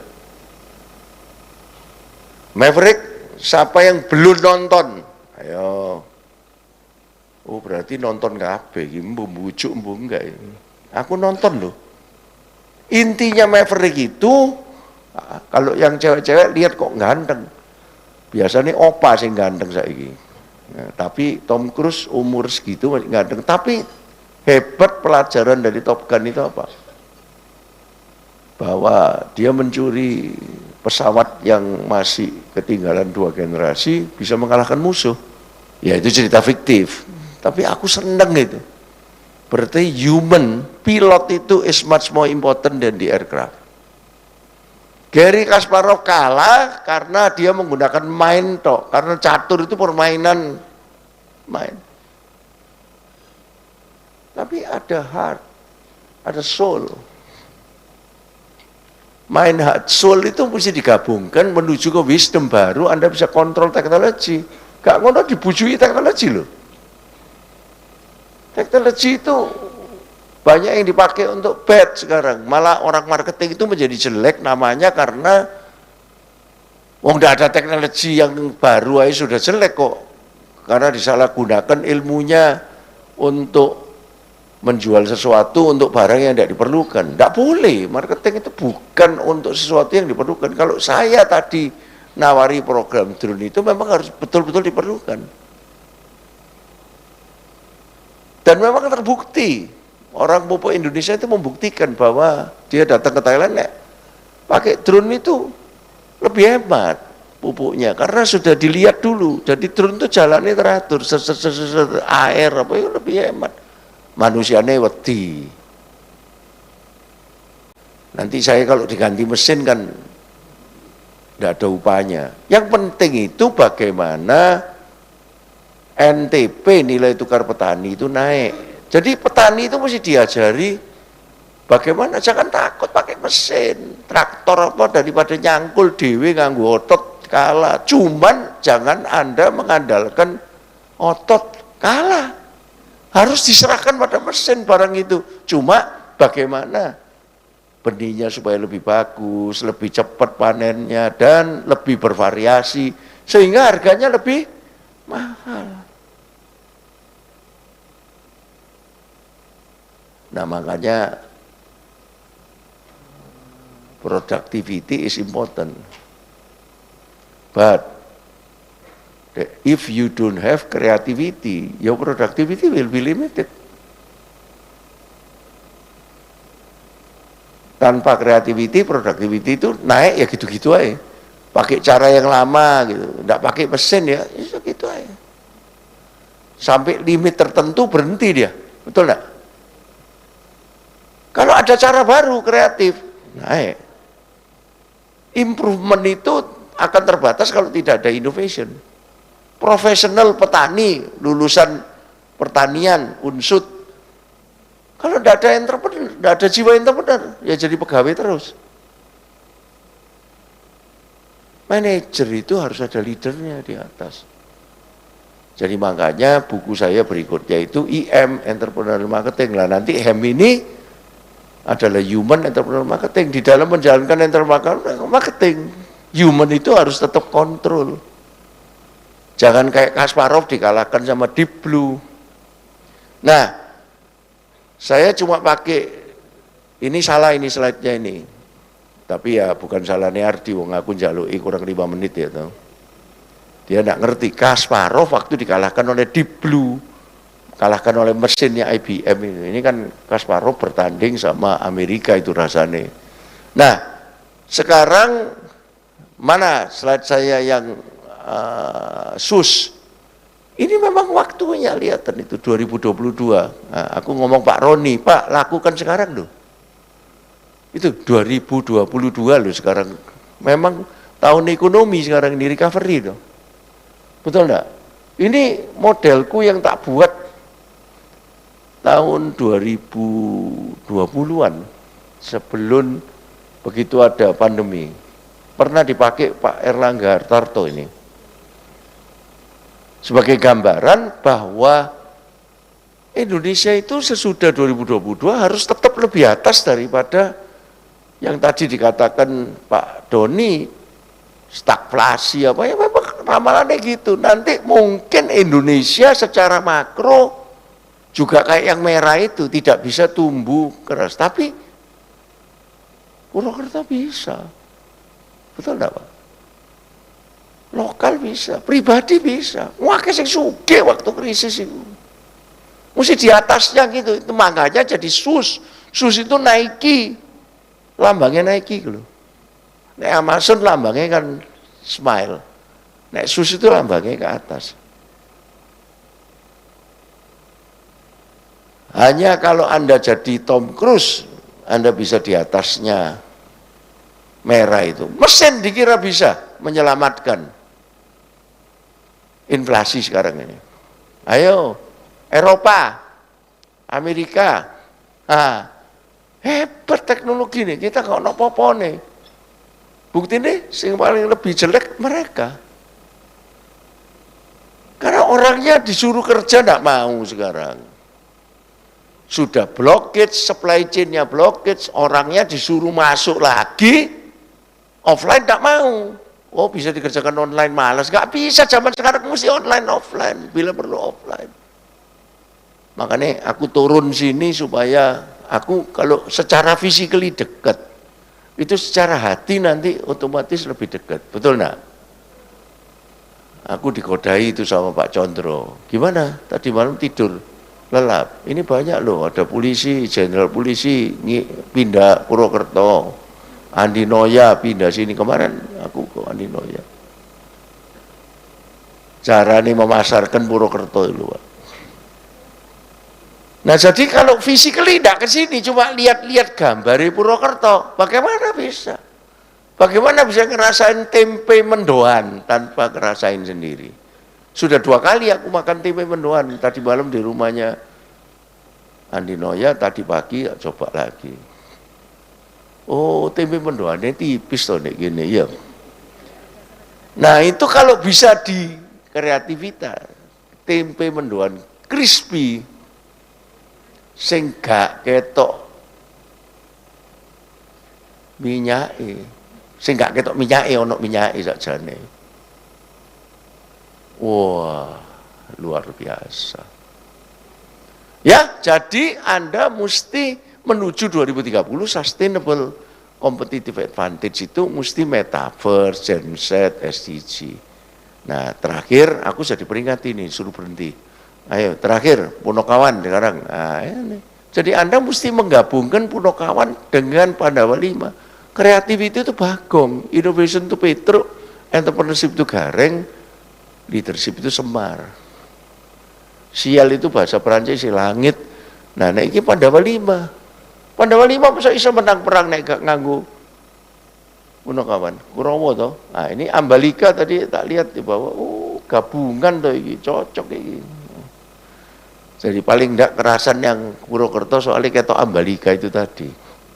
Nah Kulo Sadewo, Arjuno, Bimo, Yudhistiro. Enggak cukup manajemen kalau enggak ada leadership. Enggak cukup profesional kalau enggak ada. Nah, jadi makanya mesin itu cuma bisa mengganti yang bawah itu, PIPM itu. Mesin hanya bisa membantu atas. Tapi kalau human lulusane unsut cuma bisa PIPM, kalah bertanding. Lawang berubah terus kok paling ini perang, pandemi berikutnya itu perang dingin, US lawan China.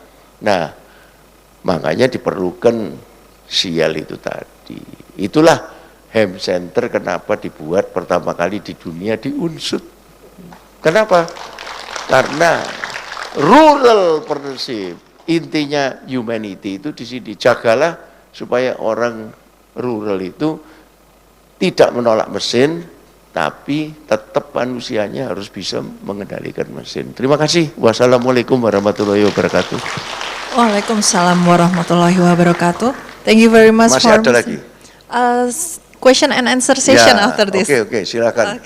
Anu iki sing nglarang iki nek aku iso balik-balik. Ditujukan ke dia semua ya. Nanti aku di sini aja Just kalau nanti for the ada audience. Soalnya naik turun berisiko. Wis 75 loh kali. Aku tak tunggu mbek Dekan ae ya. Siap. Thank you very much for Mr. Hermawan Kertajaya. Big applause for Mr. Hermawan. Okay. What the point we got from were already explained by Mr. Hermawan Kertajaya is productivity and creativity. That's really need to complete. Yeah? And then Human Entrepreneur Marketing Center here already launched yesterday, so we do hope that we can improve that well.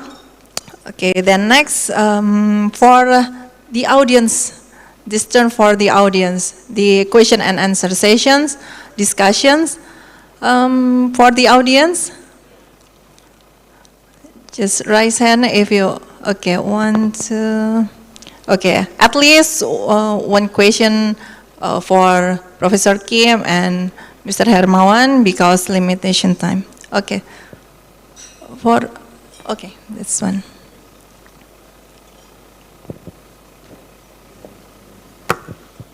Please introduce yourself first and then the questions. Thank you. Check. Okay, thank you very much. My name is Nandang Bekti Karnawati from DIM, Dr. Management Unsud, and I want to ask to Mr. Ki, in your presentations that the crisis is an opportunity, but in Indonesian SMS is categorized as later adapter in terms of technologies used. I would like to ask Mr. Kim opinions, what is the best solution to push Indonesian SMEs to adopt digitalism in their business as soon as possible? Okay, thank you very much.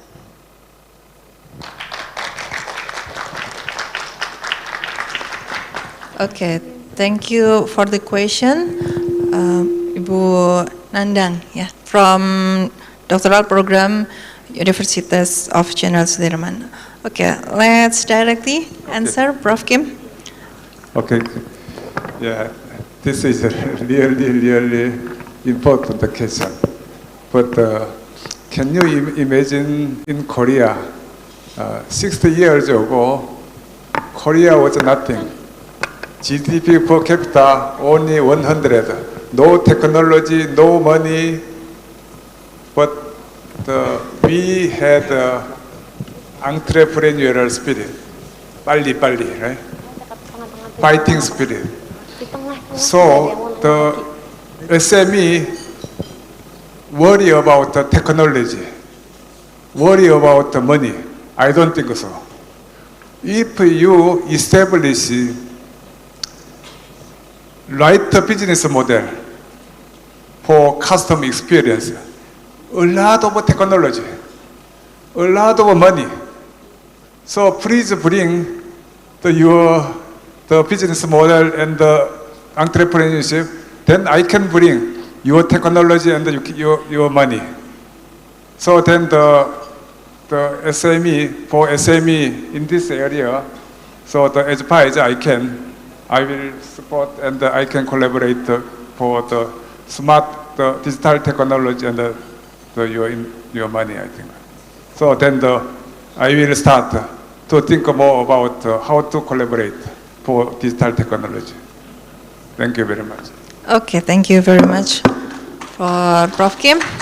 Is it enough? Okay, thank you. Next questions? Okay, Melwin. Okay, introduce first and then the questions refers to the speaker. Ya, baik. Selamat pagi. Perkenalkan, nama saya Devi Apriandi dari Doktoral Ilmu Manajemen Unsud. Karena saya ingin bertanya kepada Pak Hermawan Kertajaya. Karena Pak Hermawan bertanya dalam bahasa Indonesia, jadi saya juga akan bertanya dalam bahasa Indonesia. Kesempatan ya? Iya, kesempatan. Silahkan. Padahal saya sudah persiapkan dalam bahasa Inggris. Izin bertanya, saya agak tertarik dengan buku dari Pak Hermawan dan Prof. Kim. Kemarin di Dice Natalis juga disampaikan tentang humane entrepreneurial, dan di Unsud juga pertama kali alhamdulillah ada institusi yang menaunginya. Yang ingin saya tanyakan, saya agak sedikit butuh pencerahan, Pak.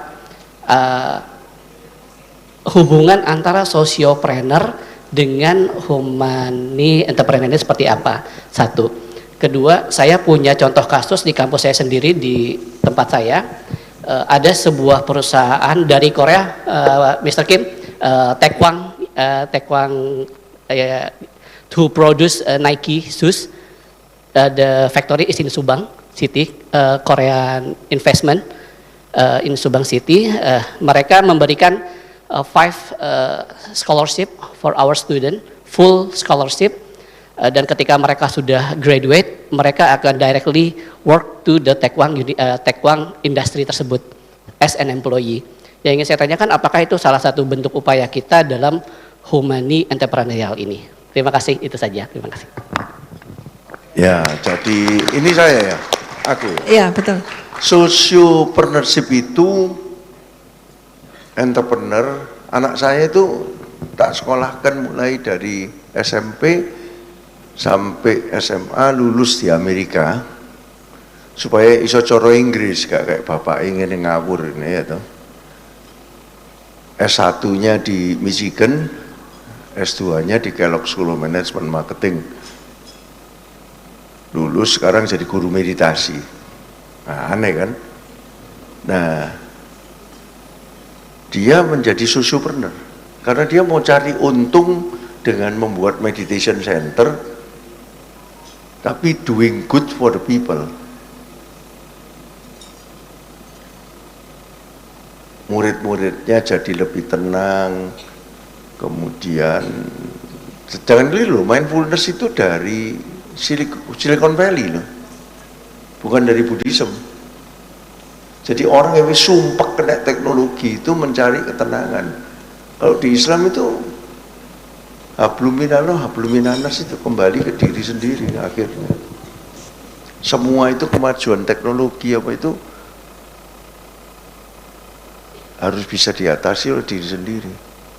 Nah, sociopreneurship itu definisinya adalah entrepreneurship. Entrepreneur kan cari untung. Boleh untung, bukan cuma CSR. Sociopreneurship is not the same with CSR. It's totally different. Sociopreneurship, you are an entrepreneur. Entrepreneur for what? Entrepreneur seeing the opportunity. Entrepreneur take the risk. Entrepreneur is invest, collaborate with other people to get profit. But profit for good. Good for many people. That is sociopreneurship in my thinking. The other example is if you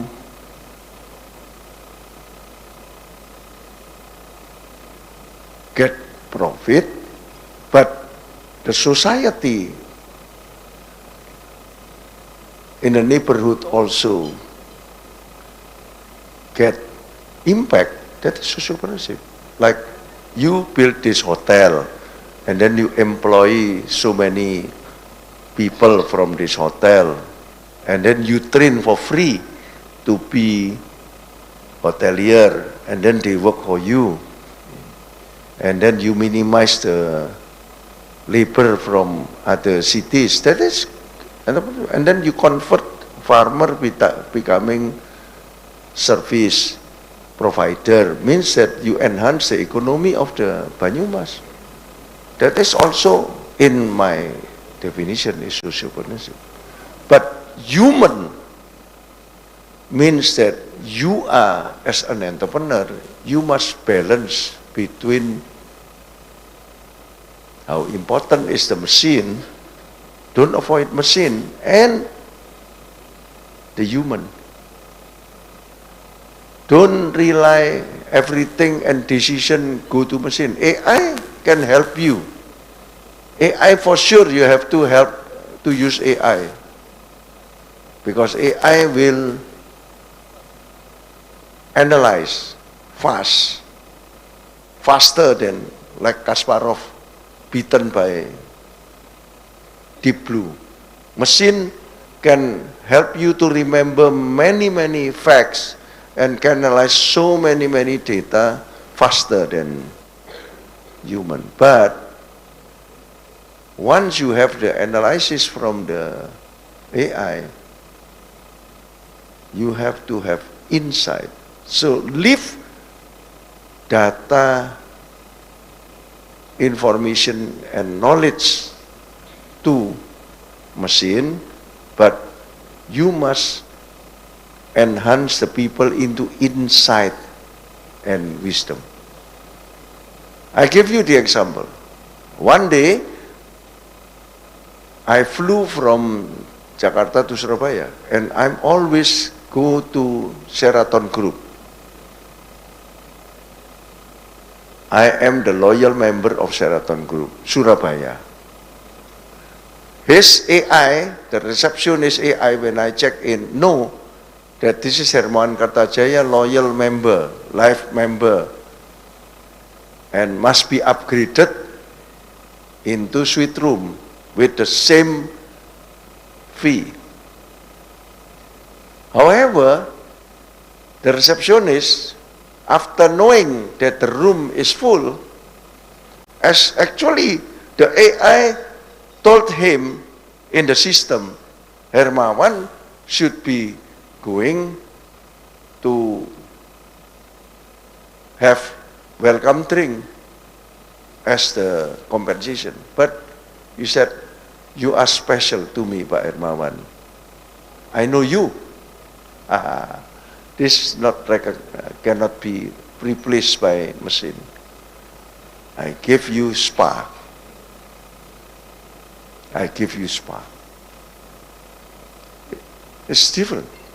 They give the authority to the receptionist to give spa. Not only based on the system. But another experience, when I check in the Disney cruise, I like cruising. I cruise, ocean cruise, river cruise more than 10 times already. Can you imagine? Disney cruise in Florida, lost my bag. When I check in, and then they cannot find out my bag. I know it will not be really lost, but somewhere. The system said that I must wait until 8 o'clock p.m. I check in about 2 o'clock. But after 8 o'clock p.m., no bag. And the system said I must get $100.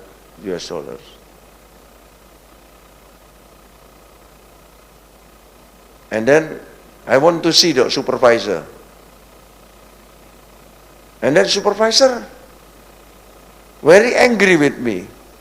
Our system already said that you will get $100. I returned the $100 because of his attitude, not because of the system.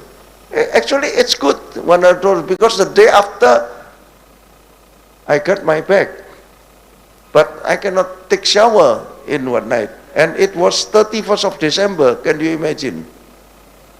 Year end. And then the Mexican guy, I'm not racist here, but the Mexican, the Latino guy was very arrogant. This is the system, sir. But your attitude is not Disney attitude. I took your picture. Yes, please take my picture. And then I wrote in my magazine, Marketers in Indonesia. You know, the day after, one Disney Indonesian friend called me. Oh, this is Pak Hermawan. Oh, means you read my magazine. Yes, I'm subscriber. I'm loyal. I'm your fan. Wow, you experience bad experience in Disney, yeah? Yeah. And only the system, that is not Disney. The power of Disney, not only in the system, but in the human. You created Mickey Mouse, I know, I apologize. And then he came to me and gave a present to me. And now becoming friend. Because he is Indonesian, he know me. And there is one Disney, the Balinese one. She saw me, oh, this must be Pak Hermawan in the cruise. But the system stopped her to come to me. I cannot interfere because our system. If I interview, I explain who you are. I don't want to get more than 100 US dollar, but I need explanation. Nice explanation. It cannot be done by AI, sorry. So the AI said 100 US dollar. If you give some authority to the crew who is in charge, that maybe he know a little bit about you and he can a little bit 100 plus smile. Very free, right? Not 100 plus angry. Now you know why human is very important, and human still control. That's why Top Gun, Tom Cruise. Yeah. Okay. Now you understand the difference between human entrepreneurship and social entrepreneurship. It is according to me, but ask Professor Kim Ki-chan.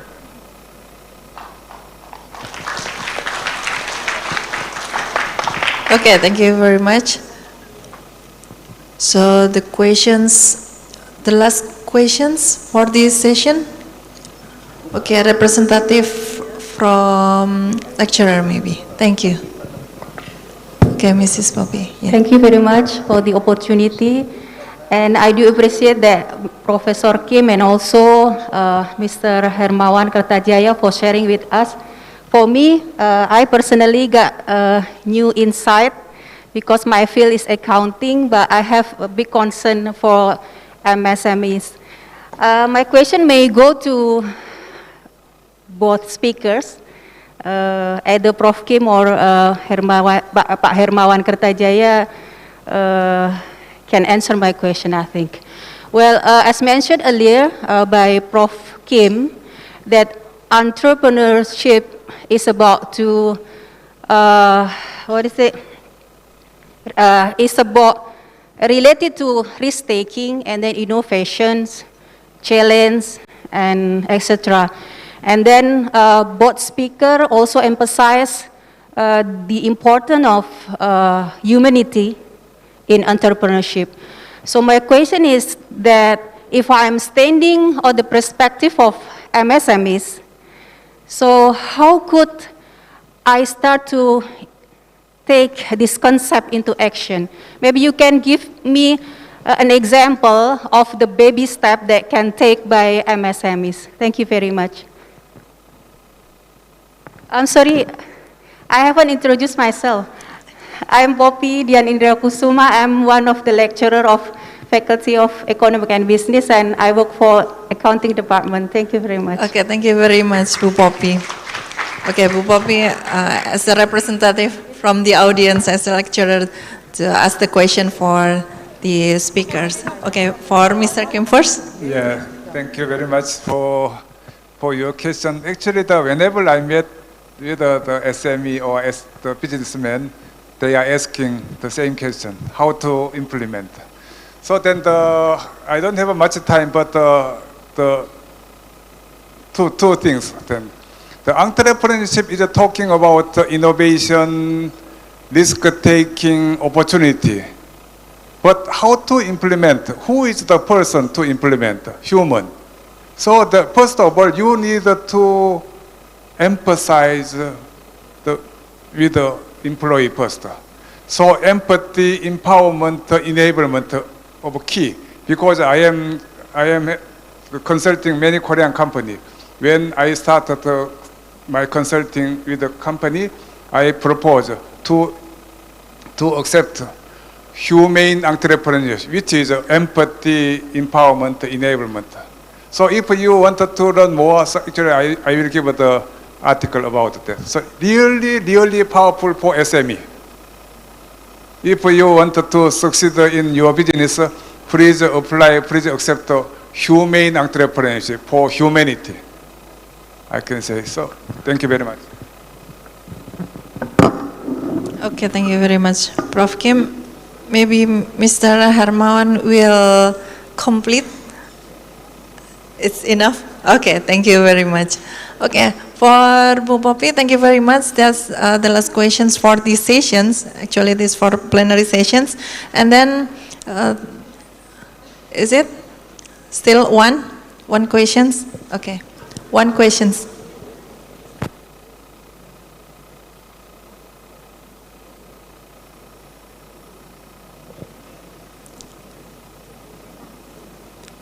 Okay, directly.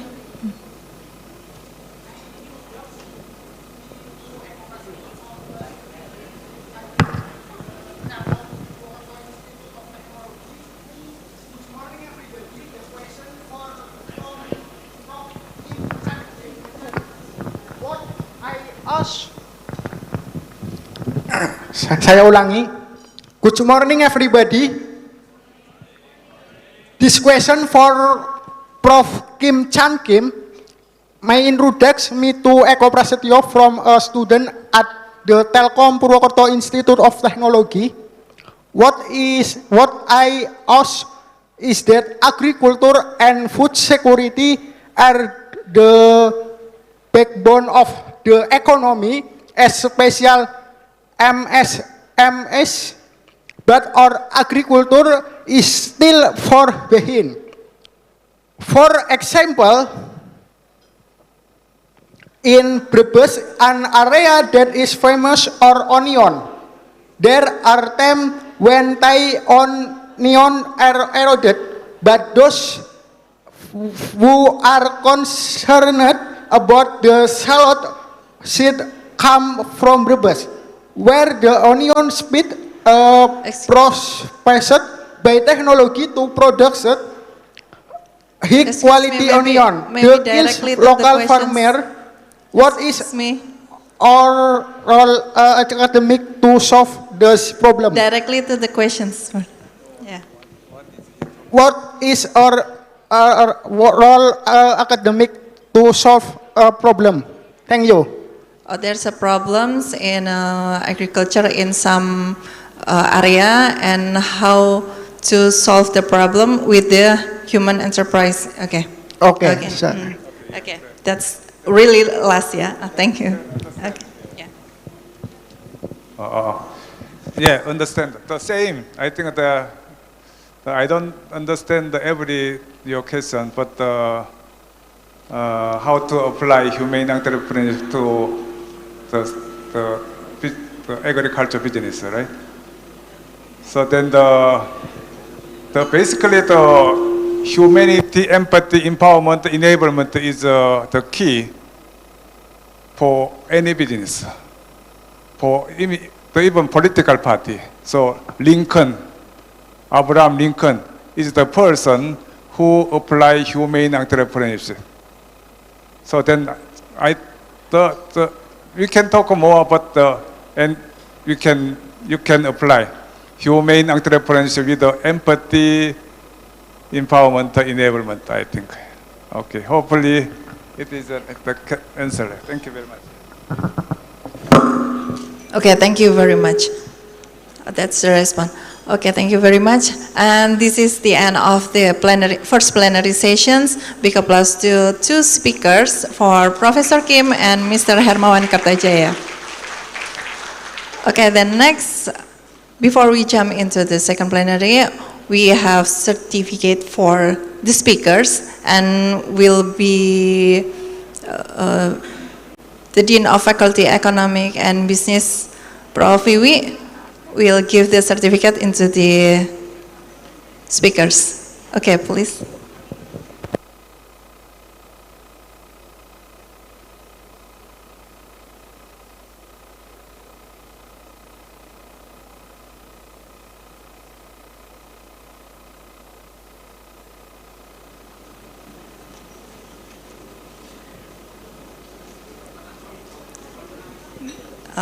The center. Yeah.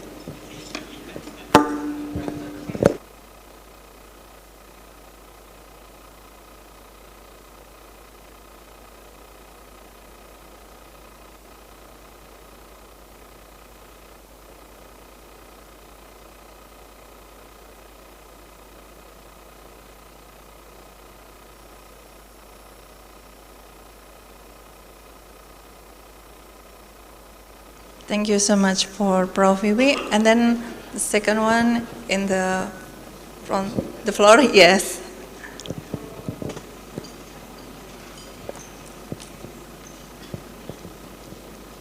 From the Dean Faculty of Economic Universitas Jenderal Sudirman to Mr. Hermawan Kertajaya.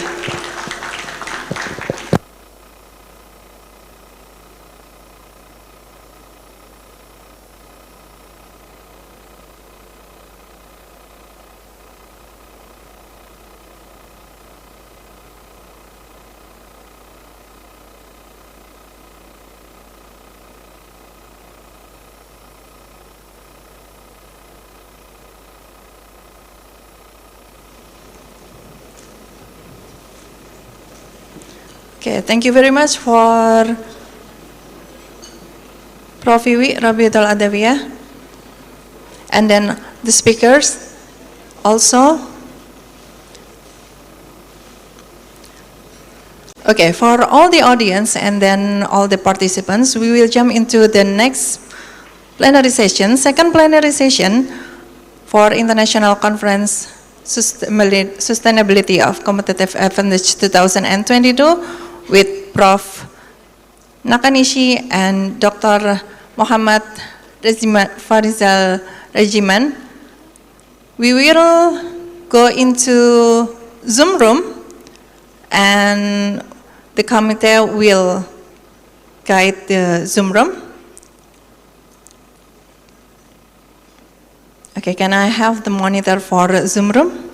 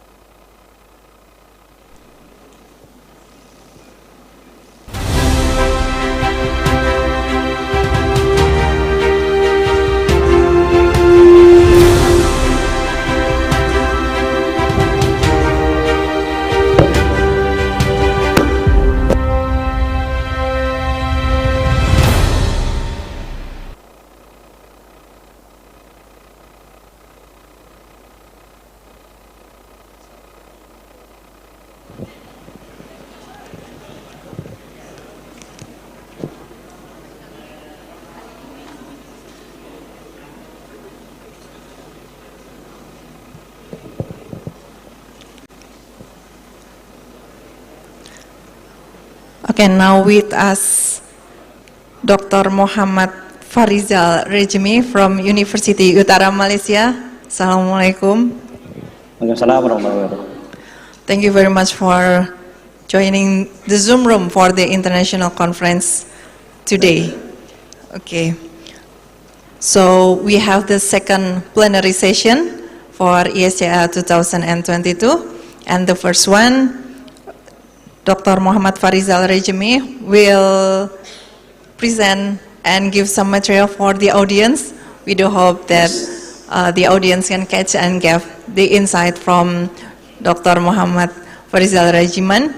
And then the second one, we will have Prof. Nakanishi from Tokyo University, Japan.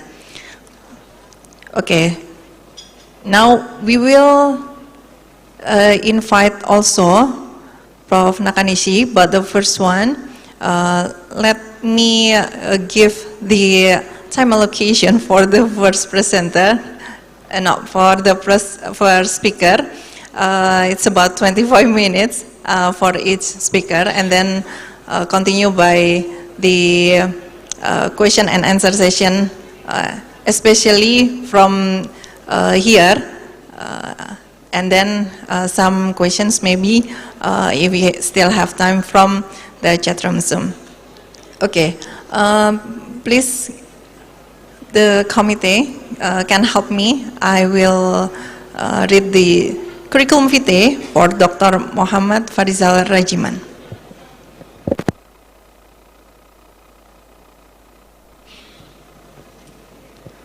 Okay, Dr. Muhammad Farizal Rajimi is an associate professor at School Management Technology and Logistics University Utara Malaysia. Is currently the Vice President or Asian Regional Director of Asian Europe University Network as associate, which based in Vienna, Australia. Also, the officer serving the Territorial Army Regiment in the rank of captain, and then complete his doctoral and master's study at the University of Manchester, United Kingdom in mechanical engineering. He obtained his bachelor degree from University Technology Mara, Malaysia, and some research about sustainable and green manufacturing. For Dr. Jimmy, time is yours.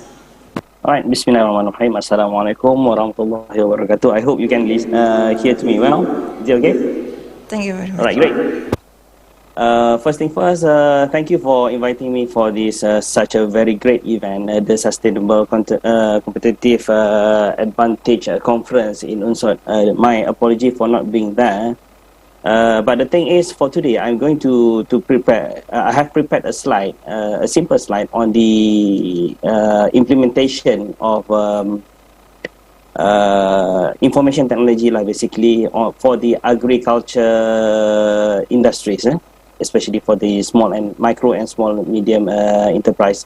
Basically, this is a research on the development of this easy DIY aquaponic system, whereby we try to integrate the sensors, the cloud computing, and so on, together with the aquaculture to generate food, to produce fish and vegetables. So let's go for the next slide, please. So basically, the food security problems, food security problems is the main agenda, the main agenda faced by everybody. And then for us in Malaysia, we do depend on the imported food, which more or less about 55.5 billion ringgit Malaysia, as compared to the export. Maybe in Indonesia you does not have this kind of a problem, but in Malaysia we do import more than export foods. So one method of having to overcome this problem is by to produce a system that can produce food. And for your information, I think some of you might have known aquaponics is a combination of these aquaculture and also hydroponics, whereby in aquaculture we farm aquatic life such as fish, and hydroponics we grow vegetables without using the land. And the three main elements for this aquaponic system basically is fish, plants, and bacteria. And another thing is that the problem with this aquaponic system, it is being done manually yet here in my research. But I want to integrate it with the information technology using several types of sensors, and also using independent power supply, which is the solar panels. Okay, next please. So this is the system itself. This is just a fundamentals. Basically, the fish giving out waste, and then the waste is being used or being converted to nitrite, and then to nitrate. And then from this particular nitrate will be used as the fertilizer for the plant. Next, please. I will just go very, very fast on this. So the system is this is the system that we have in UUM, University Utara Malaysia. It is being done with between me and my colleagues in here. So the basic system, it consists of 2 fish tanks, and also 2 grow beds, and also UPVC pipes, and we have fish waste tank and so on.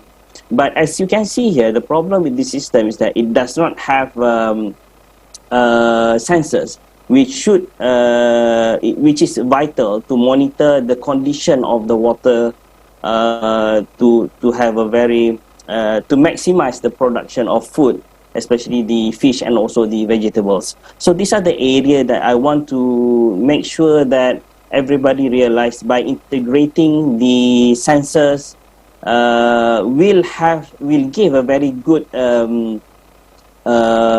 production of foods and will assist in securing the food security problems all over the world, inshallah. Okay, next please. So these are the products itself. The products, you can see the fish, you can see the vegetables produced from the system itself. Next. Okay, these are the fish that we have produced, and this is the product that we sold. This is the pakasam. Is some sort of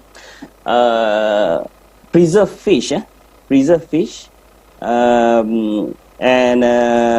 it is very popular in Malaysia. I'm not sure whether you know about this pakasam in Indonesia lah, but pakasam is very popular in Malaysia. It is some kind of a preserved fish. You preserve the fish, and then you just fry it, and then the smell is, for me, nice lah. Okay, so this is the product that can be produced and can be commercialized by the industries. Next, please. Okay, so the advantages, of course, the system produce fish, no soil needed, avoid watering, and then you are not using chemical fertilizers, plant diseases, less maintenance. Right? These are some of the advantages, but the most important thing is that the system itself is in a controlled environment, whereby you can control the system without having to worry about the climate change. You do not need to worry about the the drought or even the flood if you have this kind of system conventionally lah. All right, so next please. So this is the break-even analysis. I won't go much on the break-even analysis, but basically I want to tell you on how we can get back our return of investment or the break-even point when you invest in this kind of a system. So next please. Okay, so this is the total cost for the system itself. It is in ringgit Malaysia, about 3,600 ringgit Malaysia. Try to convert in Indonesian rupiah. I'm not really sure how much, but this is the total cost for the system. Next. The total production of the cost, the total production from the system. It is 2,100 ringgit Malaysia multiplied by T. I mean the number of cycles. So next. So when you try to combine the total cost and also the production cost, the total revenue, the total investment or the break-even point for the system is more or less about 7 months. So what my point is that if you invest in this kind of a system, you can get back your money evenly within 7 months. After that, after the 7 months, you will get a profit of 1,600 ringgit per system, whereby the system itself consists of two fiber tank, fish tank, all right, and 2 grow beds. So next. But the thing is, for the system, okay, this is the most important thing. The production of the system must be sustained, okay? And it is essential for us to introduce or utilize information technology towards a sustainable production. Why we need this information technology, cloud computing, and so on, is that we want to monitor the system. We want to ensure that the system can be monitored and controlled remotely. Okay, integrating suitable sensors and using cloud computing to store the important data about the system is crucial toward the sustainable production. So next, please. So this is the system. Can you imagine you have 4 types or four location: easy 1, easy 2, easy 3, easy 4. Okay, you have these 4 location, and then you want to control it using a centralized automated monitoring system, whereby you can have your data acquisition and then you can do rectification if there is any problem system. This is the way for us to integrate the system with the information technology and using the cloud computing. So next. So these are the equipments needed. This is based on Kiao and Ng in 2017, smart aquaponic system for the urban farming. So you can see that the data acquisition system unit is there, and then you have this rectification unit. Okay, if there is a problem, it will rectify back to the system, and it will correct the alarm or the problems, and then you are using the Arduino system. Okay, I hope this will give us some kind of a view on how to utilize the IT system using the cloud computing, using the automation in having to produce sustainable food production.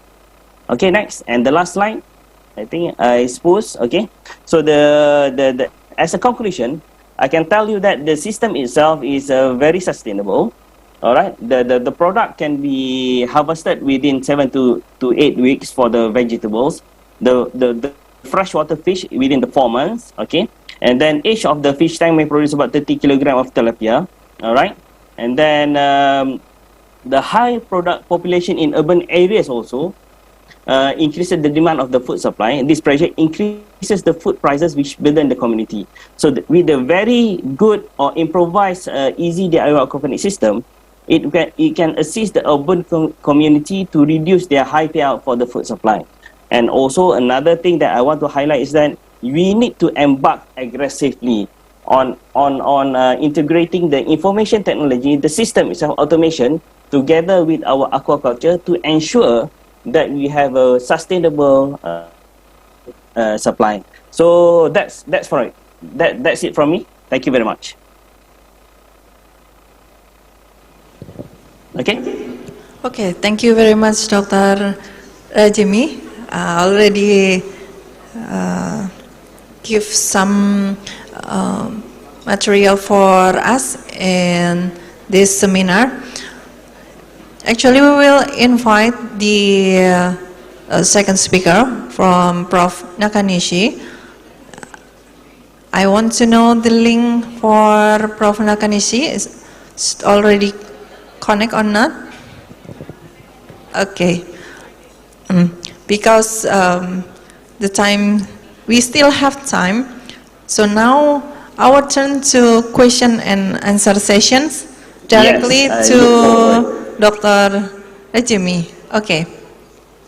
Is there any questions from the audience and all the participants for maybe this seminar or call for paper for today? Okay, one questions from the audience.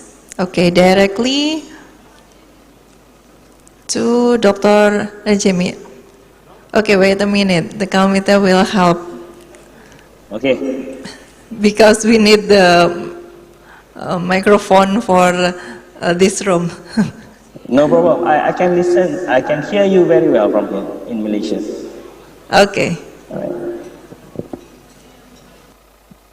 I've seen so many people there, so it is very sad for me not to be there. We do hope that we can directly be here. Yeah. Okay, thank you very much. Physically.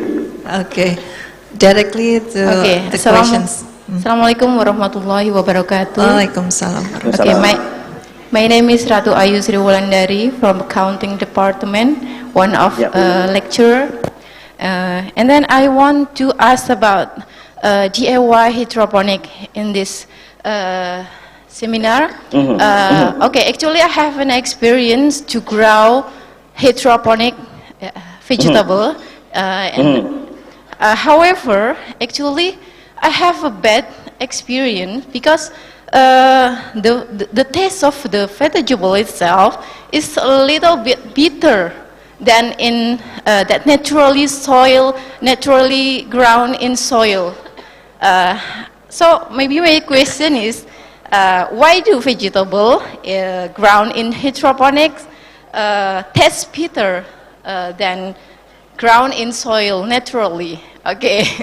Thank you very much. Interesting, yeah? Yes. Interesting. All right. Okay. I want to correct your point. Okay. You are talking about hydroponics. Yeah? Hydroponics is having to grow the vegetables without the use of soil. And in this case, for hydroponic, usually we use chemical fertilizers. We are using the AB fertilizers. Usually we are using the AB fertilizers. And it is true, when we are using the AB fertilizers, the vegetables taste a bit more bitter. Alright?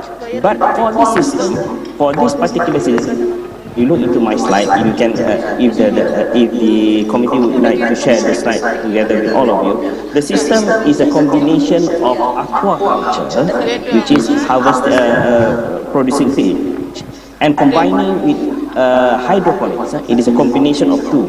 So in this case, the fertilizers that we are using is not the chemical fertilizers. Yes. We are using an organic fertilizers which came from the fish. So in this case, if you look into the system itself, if you have the time to have a look at the system, there are few components that make it different from other types of aquaponics. The most important thing there is that there is what we call a sump tank, or fish waste tank, whereby this fish waste tank is being used to gather all the fish waste and then change the fish waste from nitrite to nitrate, and this particular nitrate is being used as a fertilizer for the vegetables. So I can tell you that this type of products, this type of food from the aquaponic system is totally organic. We are not using any types of chemicals, we are not using any types of chemical fertilizers, we are not using any pesticides. So it is totally organic. So I can tell you that the system is good and sustainable. Okay. The problem now with the system, I think not just this system, but other system also, is how to encourage our farmers to integrate cloud computing or information technology towards their practice. So this is the problem. If we can try to encourage our farmers to integrate the information technology or aquaculture in this case, it will assist them in having to have a very sustainable food production. Believe me, it will assist them. Aquaponics is very popular in Indonesia, very popular. I hope that I have answered your question. Is it okay? Okay, thank you very much. Okay, is it enough? Because you have some experiences with that, so maybe you have some questions that may be still curious to Dr. Rajimi. Is it enough? Okay, thank you very much. Okay, thank you very much for Ibu Ayu. And then another questions maybe from the audience or the participants. Okay, when's questions? Okay, you may introduce first to Dr. Rajimi. Okay. Good morning, Prof. I would like. I'm Ronald. My name is Ronald. I'm a management lecturer in Faculty of Economics and Business, Universitas Jenderal Sudirman. I'm very interested about your idea of aquaponic, but from what you have shared to us, we understand that aquaponic is using an automated system, and we imagine that automated system require a high capital and also a very advanced technology. And in our opinion, it is a challenge for small and medium enterprise, especially for a micro company. We want to know what is your strategy or what will be your suggestion to overcome this challenge. I mean, how to overcome the need of high capital and how to overcome the need of advanced technology. Thank you. Thank you. That's a very good question. Everything talks about money. No money, no talk. Yeah, that's totally true. That's totally true. All right. But if you look into the slide that I've shown you, okay, there is one slide that I talk about break-even point. Okay, break-even point. How much you invest, when you can get back your money. All right. There is a break-even point. So when you reach this particular break-even point, actually, in a simple way, we say that we does not use any money. We invest and we get back our money. So 1 minus 1 is equals to 0. Same with the technology itself. Definitely we need to have money to invest in that particular technology. Alright, you are integrating sensors, you are putting solar panels to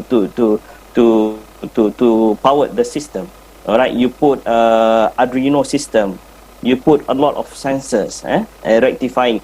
Of course, definitely we need to have some money to be invested.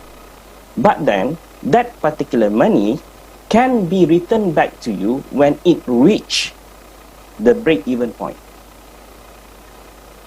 The initial problem is that there is a need for us, for example, in Malaysia, we have a Ministry of Agriculture, all right? They give you some kind of a fund to assist the farmers. So it should be the same with other countries around the world. Our Ministry of Agriculture must try to inject some amount of money for the farmer to automate their system and integrate their system with all these IR 4.0 technologies. Because as you can see that the farmer does not have a lot of money. Even though I say that you invest and then you can get back your money after you reach the break-even point. But the farmers does not have that particular initial income to invest. So this is the role of our ministry, of our government, to encourage people, give us some money, give us some fund to automate the system itself. Because whenever the farmer produce some food, it will help the country. It will not just help the farmers, it will help the country on the food security system. Food security problems, it will help them, definitely. So, my point is that we need to have a lot of active involvement from the government, from the private sectors, all right, to inject some amount of money for the farmers to automate the system. And then another one, another idea is that we have since this is if you look into my slide, they are talking about this few easy aquaponic system being put around the area, and then we try to integrate the system itself to centralize the production, in one system, in one location, whereby that particular will control the amount of production for each of the system located in a different places. So we need to have an integration of production system. So that particular integration of production system must be automated, must be monitored online. All right. So I hope I can give you. I have answered the question now. All right. Thank you.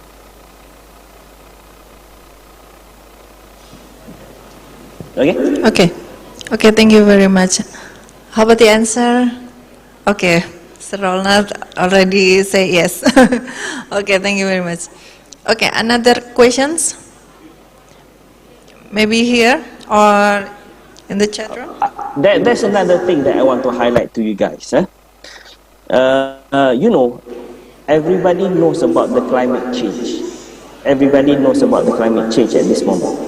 We are worried that our temperature is getting high. We are worried about the flood. We are worried about the drought and so on. All right. So if the farmers maintain the way, or the conventional way of producing food, they are having their own fish pond. They are having their own vegetable farm. Definitely, this kind of conventional way will be affected due to the climate change.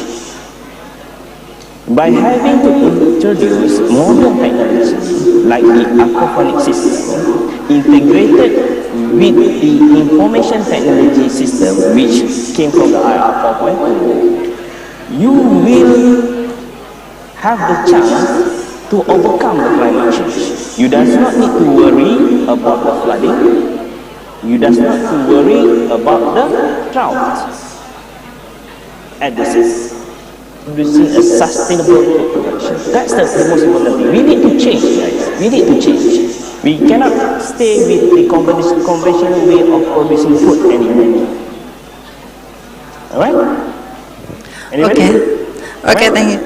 Okay, from the questions, I thought that the support from all the parties is really needed because the previous question is about the capital and also the technology. So when it's implemented in SME, for example, it may be need more time than the big scale of the company.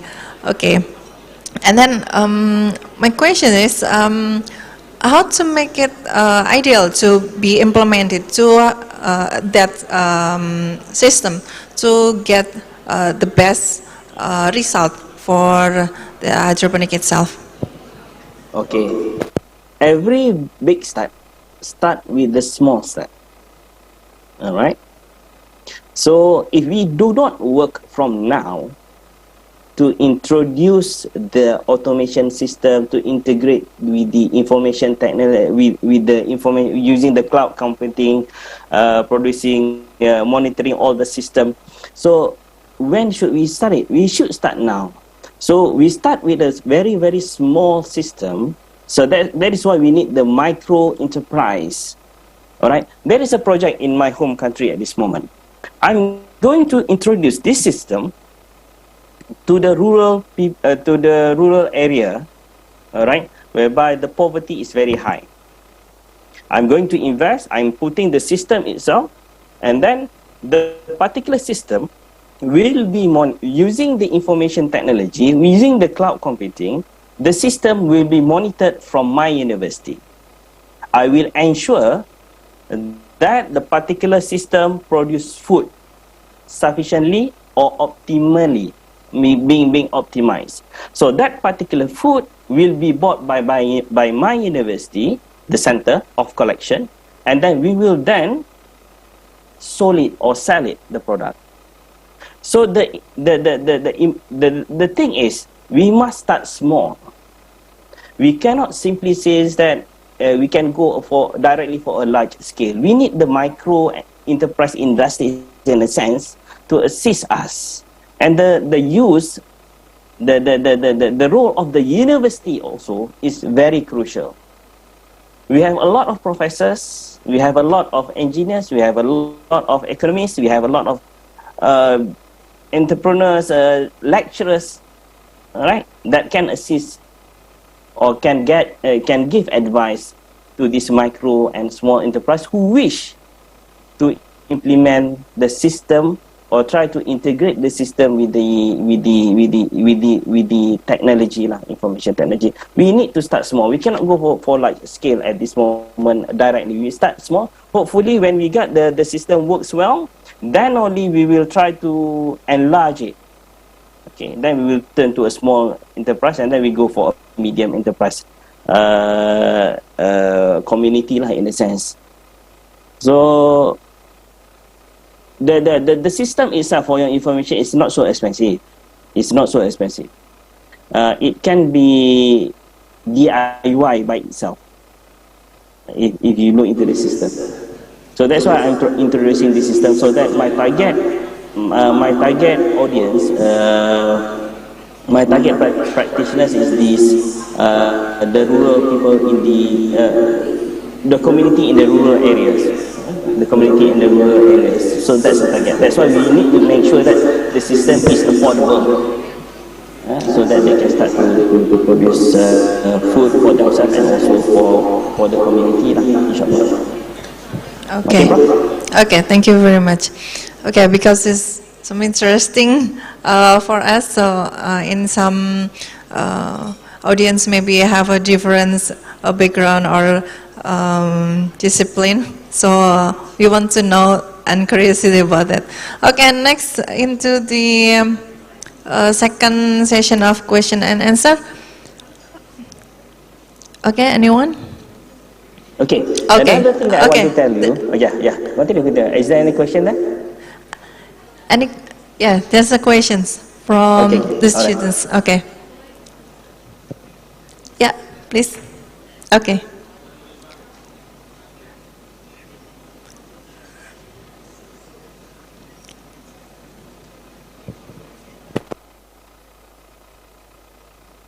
Interesting topic ya. I hope everybody understand.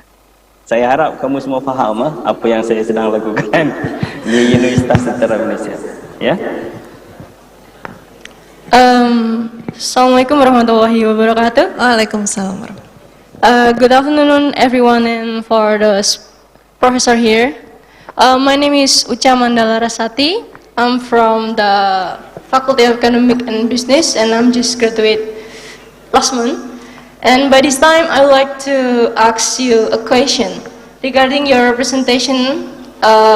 This system, as I know before that we know that Malaysian have a lot of ethnic, kind of like Melayu, and then Chinese, Indian, and etc. There's a lot of like ethnic in there. So if we see your system from the society, so is it like possible, or is there any like advantage or disadvantage for this system if we like take a look from the factor of that society?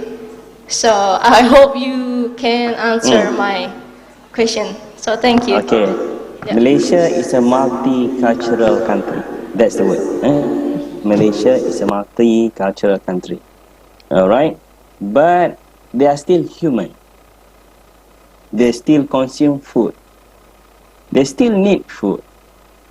So for the system itself, it can be implemented by everyone. By everyone. Does not care about the ratio or whatsoever. Everybody can implement the system. My point, so there is no question about racial who wants to implement the system. My point is that I want to highlight here is that whether the system is being able to be practiced by the unfortunate people. Kurang, kalau bahasa Indonesianya dipanggil kurang beruntung ya. Yang miskin tu apa? Okay. Mereka yang kurang pendapatan ni lah, alright, who has a very high poverty problems, who have a very high economical problems. So if we have a very complex system, high investment, do you think that they can implement that particular system? It is very difficult for them to implement the system, and it is very difficult for them to improve their economic situation. So by having to introduce this kind of a system whereby the system can produce its own food sustainably is a good system. I can tell you what, this is a real scenario. During the COVID-19 recently, Malaysians are being locked down. You are not allowed to go out from your home. I have this particular system in my home, at my home. And I survive with the system. I've got my own fish, I've got my own vegetables to consume. Alright? So if we try to implement this system for the unfortunate people for the rural people who live outskirts of the city or urban city, which does not have a lot of income, introducing them with the sustainable or affordable system is a beneficial for themselves. They can produce their own food, they can produce their own vegetables, and they can sell that particular product to generate the income.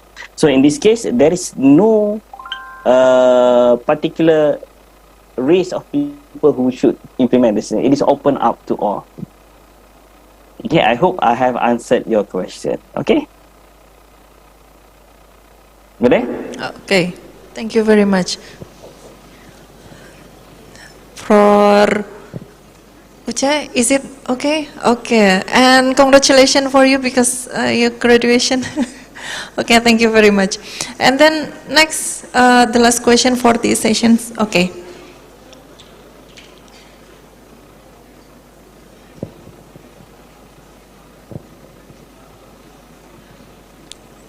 The last questions? No? No questions? Okay. Okay, after the question and answer sessions, thank you very much Dr. Muhammad Farizal Rajiman. Boleh saya tambah sikit? Yeah? Sikit je. Okay. Oh, yes. Boleh. Okay.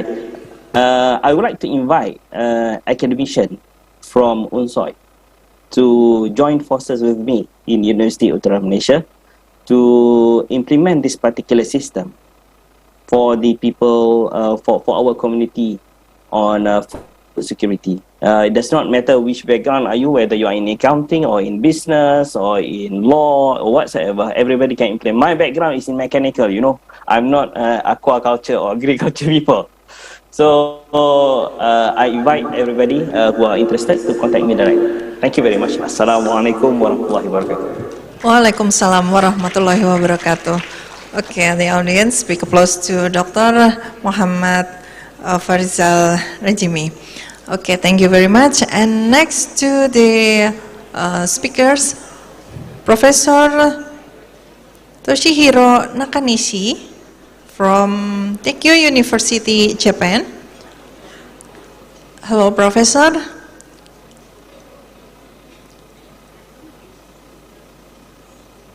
Okay, wait a minute for the connections.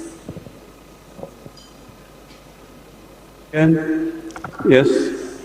Good afternoon, Professor. Can you hear me? Can you hear me? Is that okay?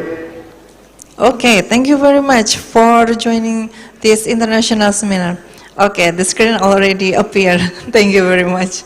Thank you very much sorry for the delay, and I would like to speak my speech. Is that okay? Okay, it's okay. Okay, before we jump into Professor Nakanishi to deliver some materials, I will officially invite Professor Toshihiro Nakanishi from Tokyo University, Japan. Yes. Okay, I will read the curriculum vitae first. Professor and Faculty of Economic, Department of International Economy, graduate from Osaka University of Foreign Studies, and then serve as staff newswriter of Economic News Department, Japanese Business Daily, Nikkei's Shimbun, Economic Forest member of Japan Center of Economic Research, correspondent of Nikkei to Bahrain, correspondent to Cairo, and correspondent to Dubai. And the last senior staff with in 2008 until 2017. Okay, please welcome Professor Nakanishi. Thank you very much. Okay, Thank you, time is Madam. yours.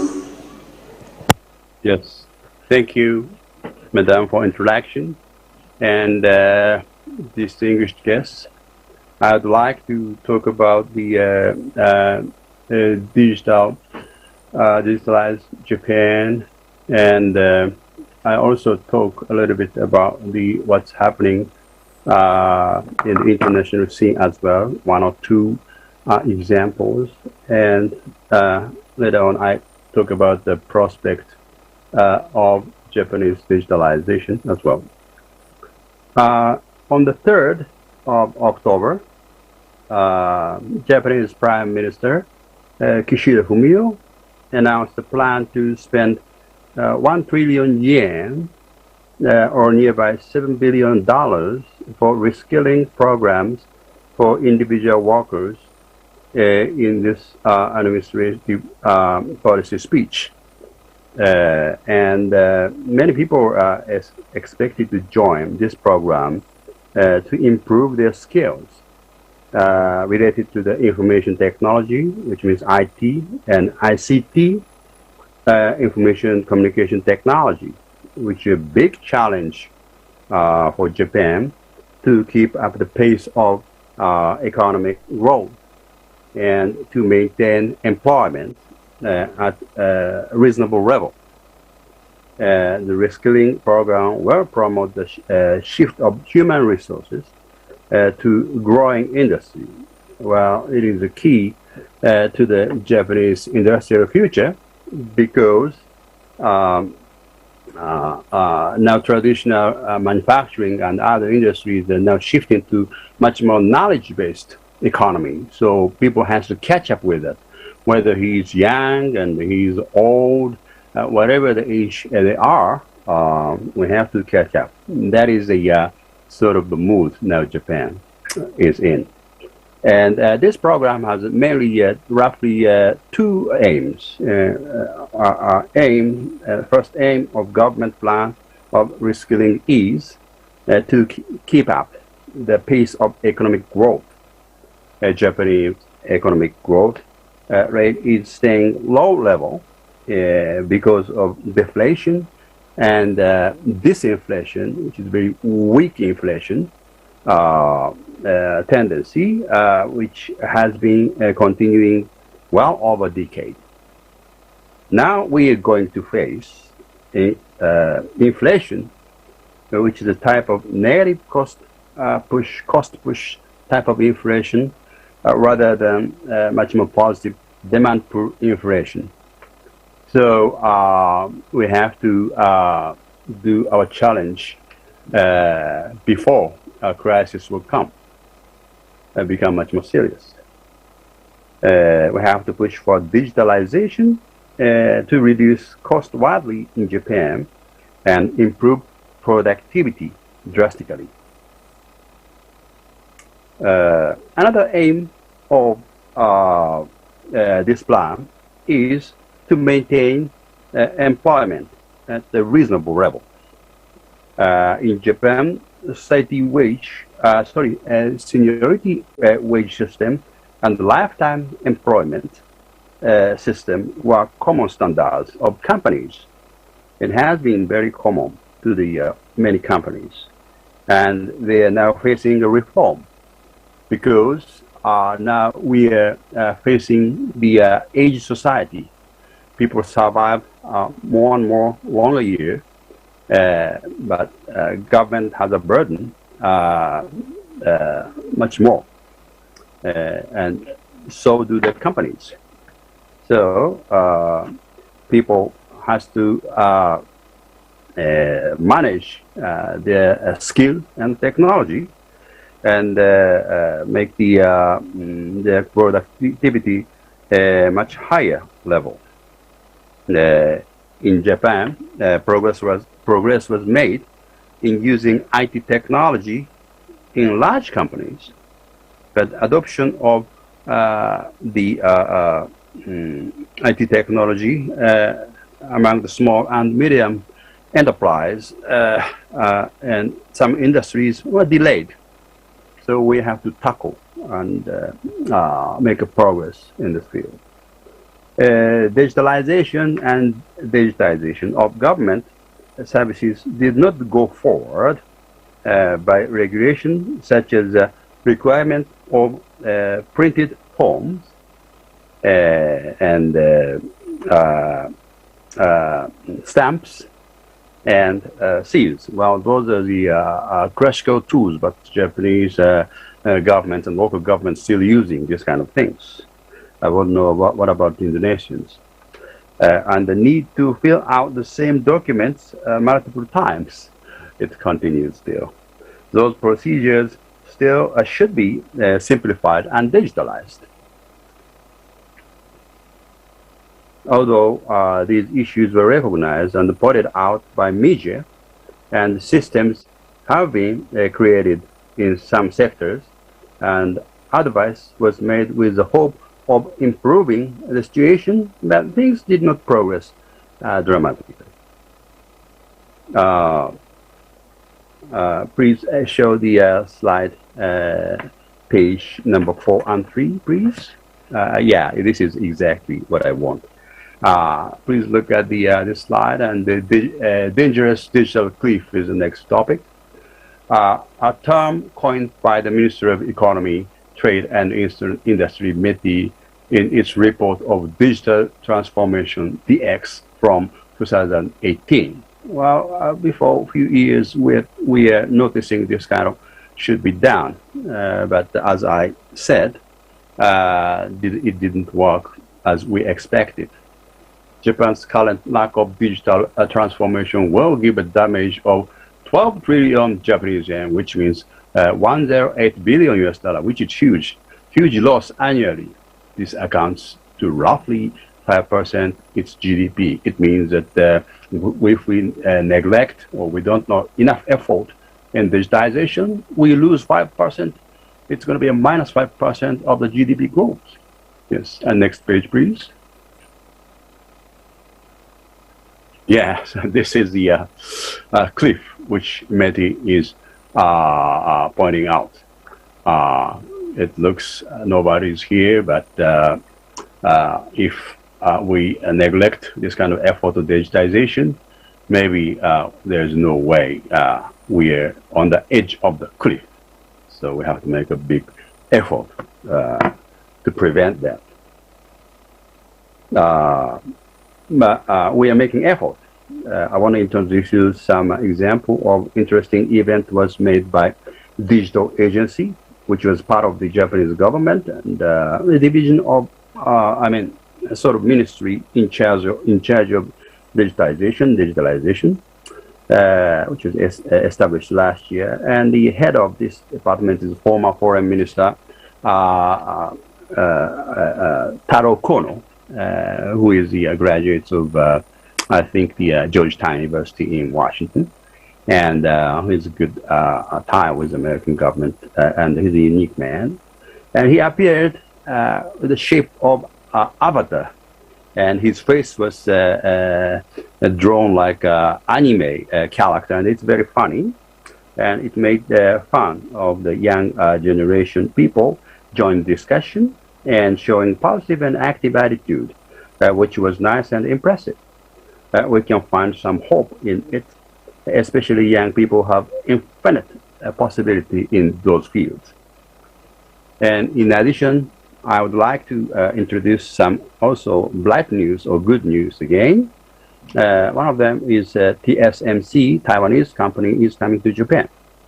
Taiwan Semiconductor Manufacturing Company, which is known as TSMC, is now investing in Japan. And it will be quite instrumental and helpful for many Japanese companies which suffered interruption of supply chain during spreading period of the coronavirus 19 infection. Because those companies, Japanese main companies, were already carrying out the sort of Internet of Things.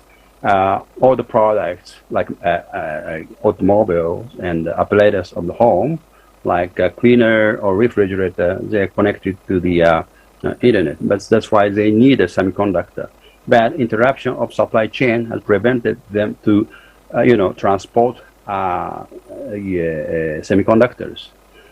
Japan, we are no more producing such kind of semiconductor well enough to fill the demand of the inside company, domestic company. So that's why interruption was very serious. I think the same thing can be said to the some Asian countries and also the China and US.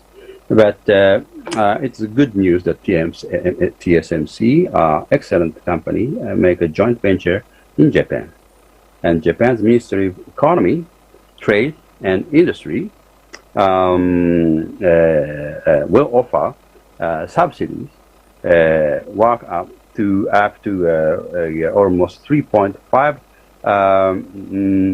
I think it's a billion US dollar for semiconductor plant being built in Kumamoto Prefecture. It's a western part of Japan, by the way. And this is joined by the TSMC and Sony Group of Japan and the Denso company. It is making spare parts of automobiles and well-known overseas. This will be the first project to win subsidies from 617 billion yen public fund created to strengthen Japan's semiconductor industry. We noticed this since before, but we are waiting for such opportunity. Total investment in the plant will reach 8.6 billion US dollar, which Japan's government supporting about 40% of the cost. The plan of the plan for the plant approved by the ministry had been submitted by the TSMC and Kumamoto-based JASM, a TSMC subsidy, in which the Sony Group and the Denso have also their stakes, which means it's a joint venture between Taiwan and Japan. Its aim of this project was made is one of the reasons is that supply chain. We have to hold the supply chain safely, preparing for such a kind of interruption caused by the COVID-19. The other reason it is said to be that some interruption will be caused by other reason, political reason. I mean confrontation between states, and also political or national security reason. Now we are facing some problem of the China-U.S.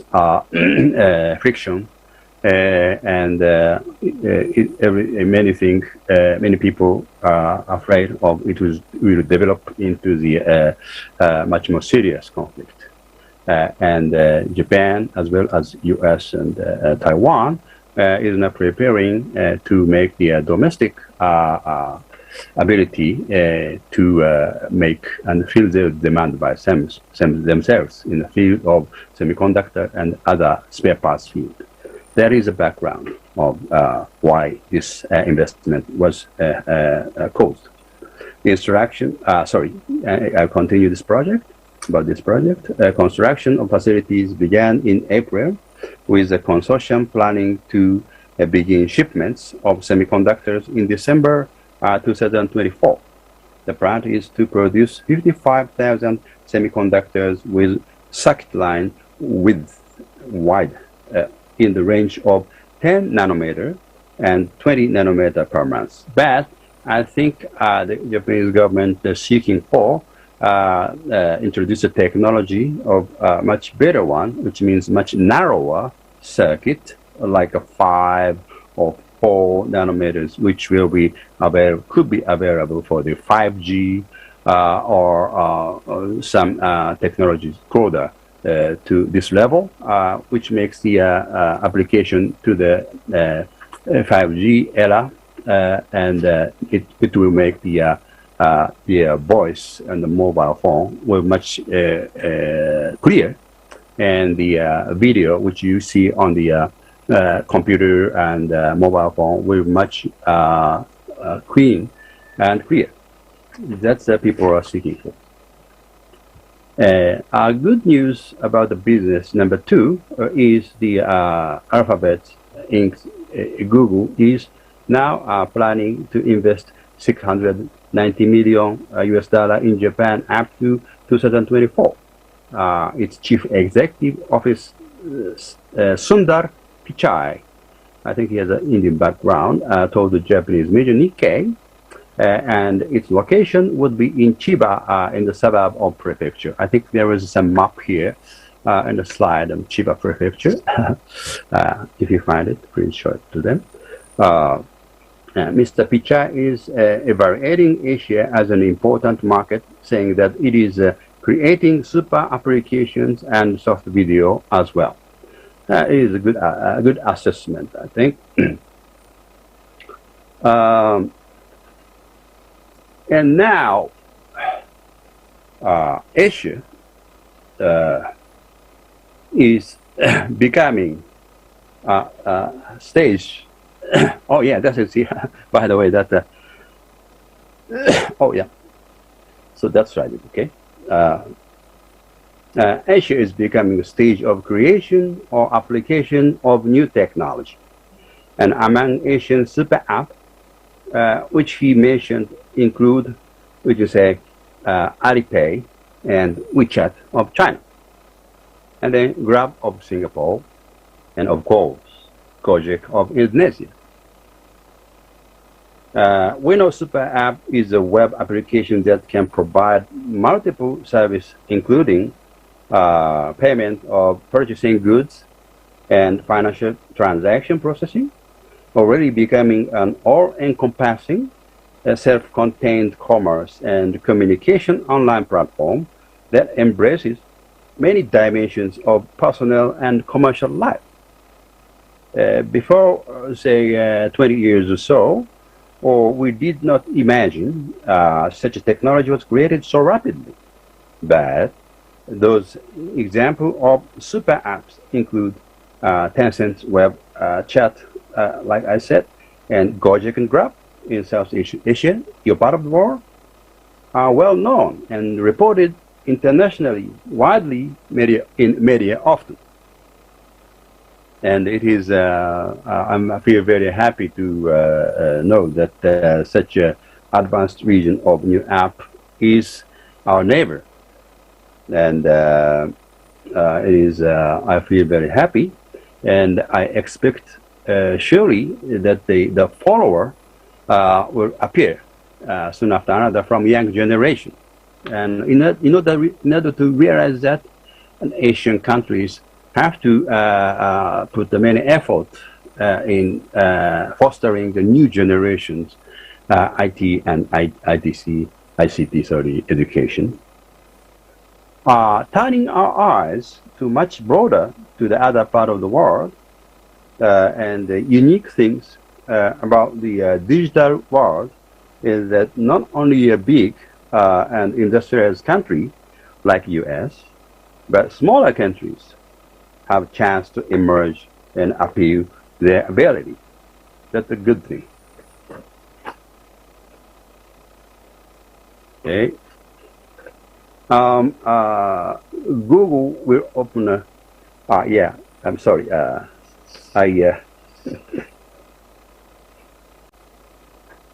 I was preparing other page, sorry. Yeah, this is the page which I was expecting.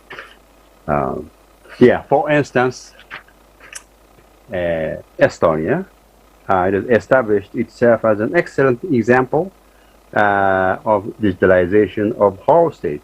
Please find the map of Estonia on slides. There was a yellow map, and yeah, here you go. The Estonia is here. It's very close to Russia, and also close to the other country like Poland and Eastern European countries. And as for an e-legitimacy system of Estonia, you can obtain it while you are living outside of the country. You can take digital ID issued by the Estonian government, for example, or you can use business tool prepared by the government. And you are also able to open, set up, and operate a cooperation while you are in your country own corporation. Yeah, company. Yeah, you can make some company, digital company or the virtual company inside Estonia by the e-system procedure. You can be an owner of the company remotely. Already 68,000 people has received e-legitimacy, and more than 10,000 companies were established with it. Estonia is very small, one of the three Baltic states located west of Russia, as I said.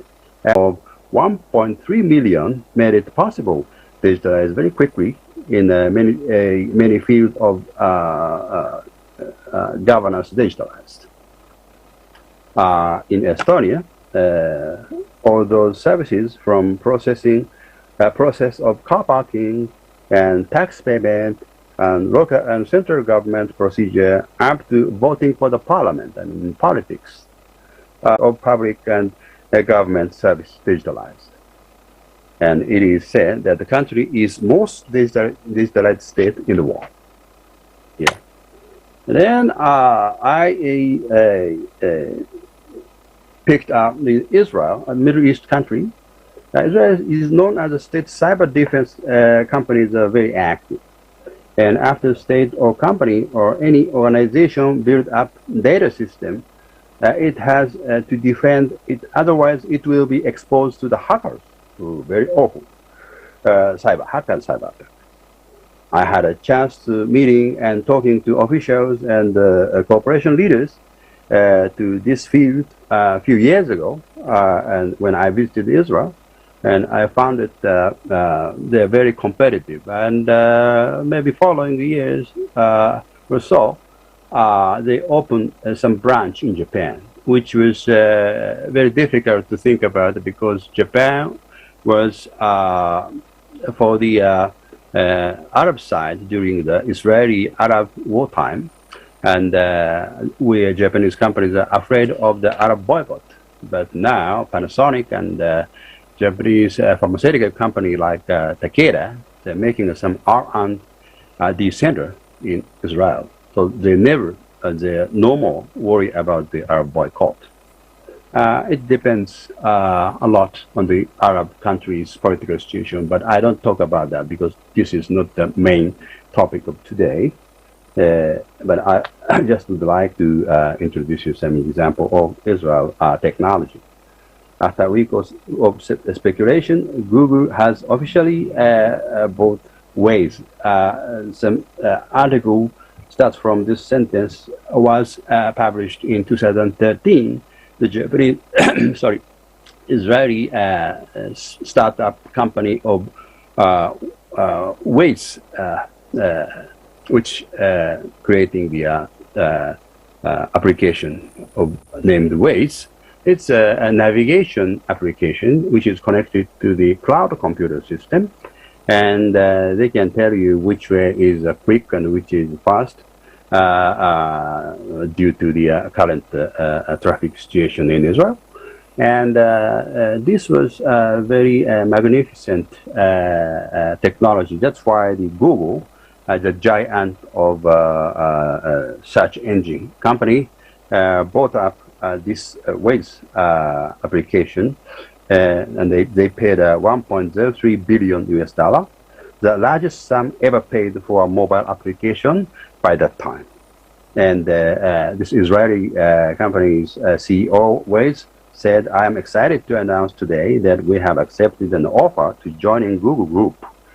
And he continued that we are excited about the prospect of working with the Google Maps team to enhance our search capability and to join them in ongoing efforts to build the best map of the world.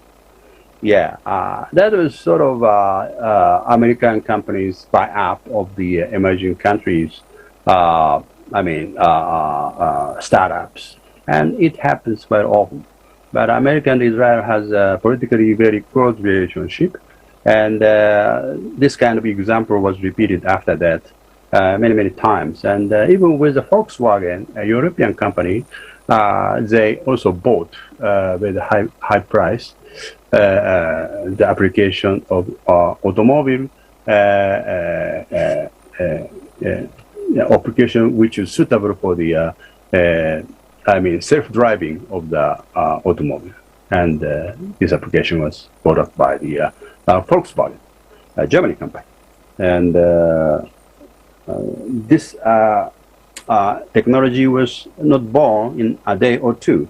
A tipping point for the Israeli was around 1990 when the Oslo agreement with the Yasser Arafat and Yitzhak Rabin, then the Prime Minister, signed the Oslo agreements. They forget about the past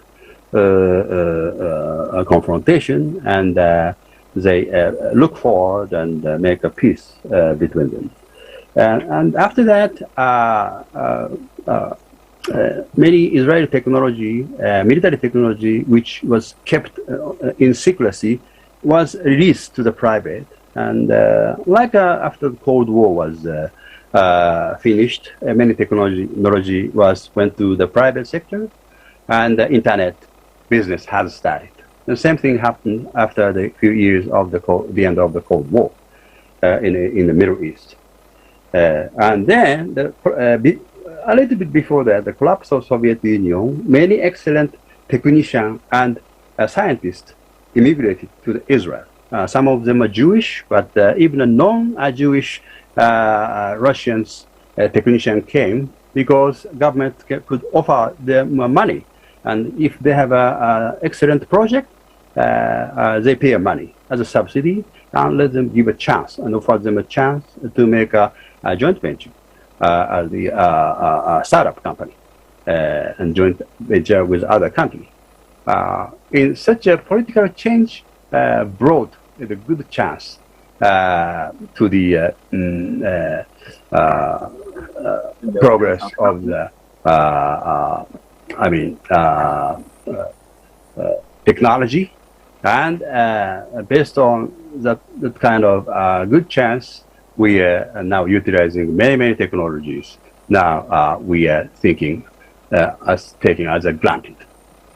And now almost time is finishing, so I would like to just introduce you some example in Japan.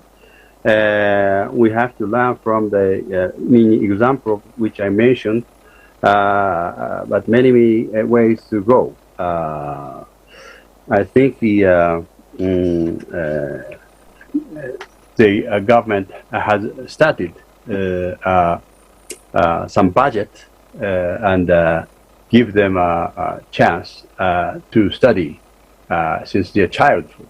You know, many elementary school, they have the budget will be set to distribute them computer pupil by pupil, and they will offer some chance of training in order to realize that the teachers themselves also have to train themselves. So from the children up to the old age people, Japanese societies are going to be digitalized. I think this is a big challenge since I think we had some high-end evaluation is proceeded very rapidly in 1985, and economy, depending on the export, had to change a course to the much more domestic-oriented economy. It took a hardship, and many exporting countries had to change their job, and some people lost a job. But still, based on this kind of pain, we could transform our economy, and now we don't depend on that much on the export. Now, our people is not good at handling the IT technology yet, but I believe that from the children to the aged people, they make a best effort to transform again our society. Thank you very much for listening.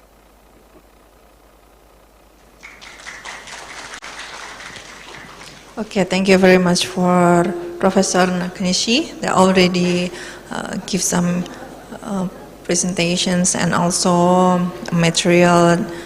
We got that the technology is really important, and then the artificial intelligence now is a big data and etc. Okay, and then some examples already given from the explanation of Professor Nakanishi. Also some application like in Indonesia, that's a Gojek for example, and so on. Okay, from the plenary session, and we jump into the question and answer sessions from audience and all the participants. We invite 2 questions. Okay, questions. Okay, from the behind. Okay, the committee will help.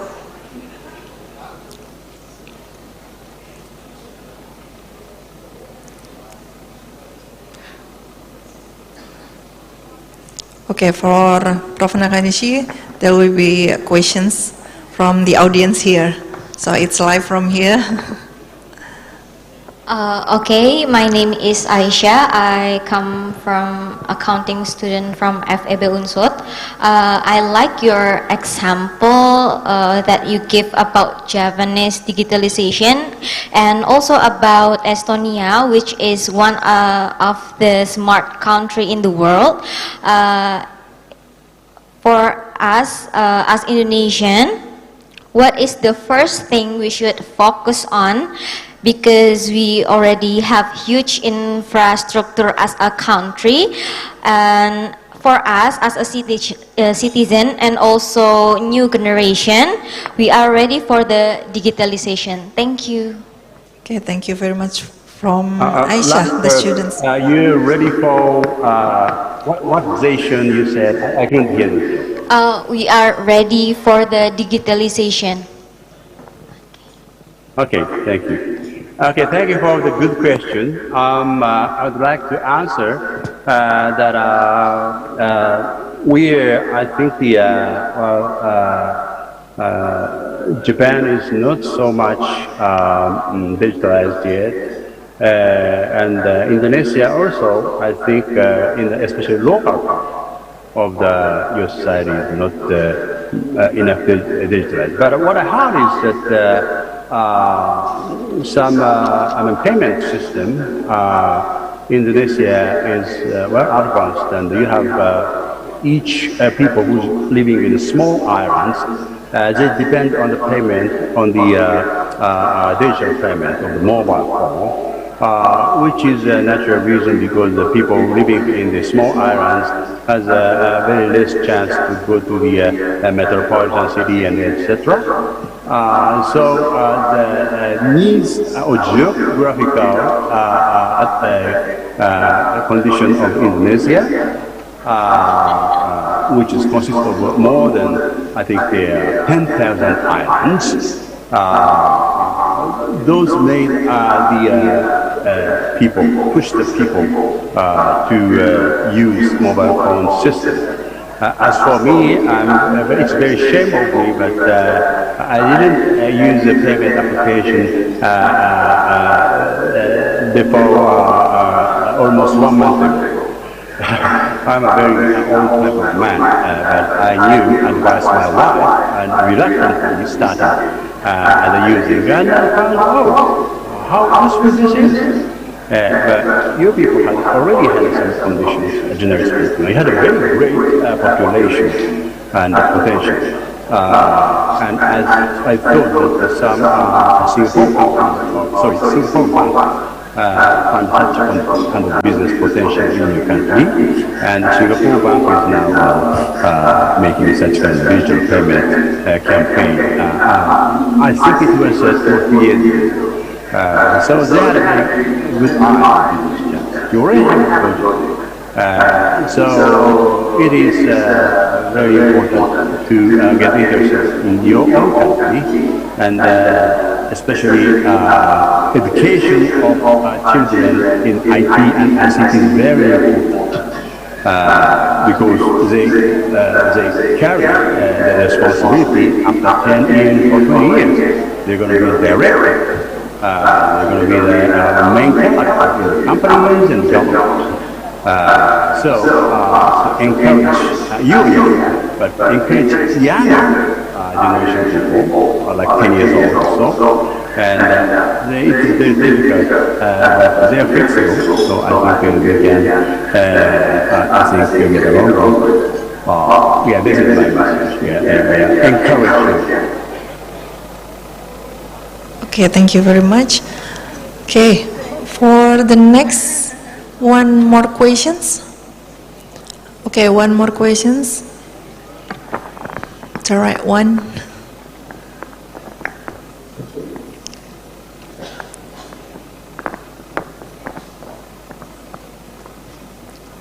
Okay, please introduce yourself. Okay. Okay, thank you for the opportunity. My name is Johnny. I'm from Department of Management, Faculty of Economics and Business, Universitas Jenderal Sudirman.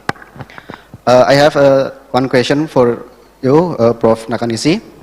On the 5th slide, it is stated that Japanese GDP can increase by 70-35 billion USD only if Japan engage in digital transformation successfully. According to our observation, many advanced countries face demographic challenge where the productive age is getting more dominated by senior or people of older generation, who is more reluctant to digital transformation. What is your opinion how to overcome this challenge? Thank you. Okay, thank you very much. Yeah, digitalization academic. I think digitalization push up our economy, but we have to also, not only that, we have to make another effort to find some good way to realize the continuous or how can I say enduring economic growth. Because we are, like I said in my lecture, we have been depending on export a lot. But like I said, 1980s, America gave us some pressure, and we have to depend on, we change the course to depending on domestic demand, much more demand. And our economy will transform. We don't depend too much on export and depend much more on the inside but still we need some external demand, or the, how can I say, not only the Japanese demand, but also something like export.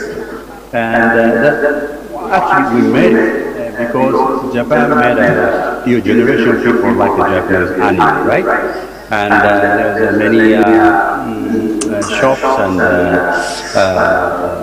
very much interesting sightseeing places. So before the COVID-19 was prevailing, many Asian people like you from Taiwan, Korea, and China came, and they spent such a kind of things.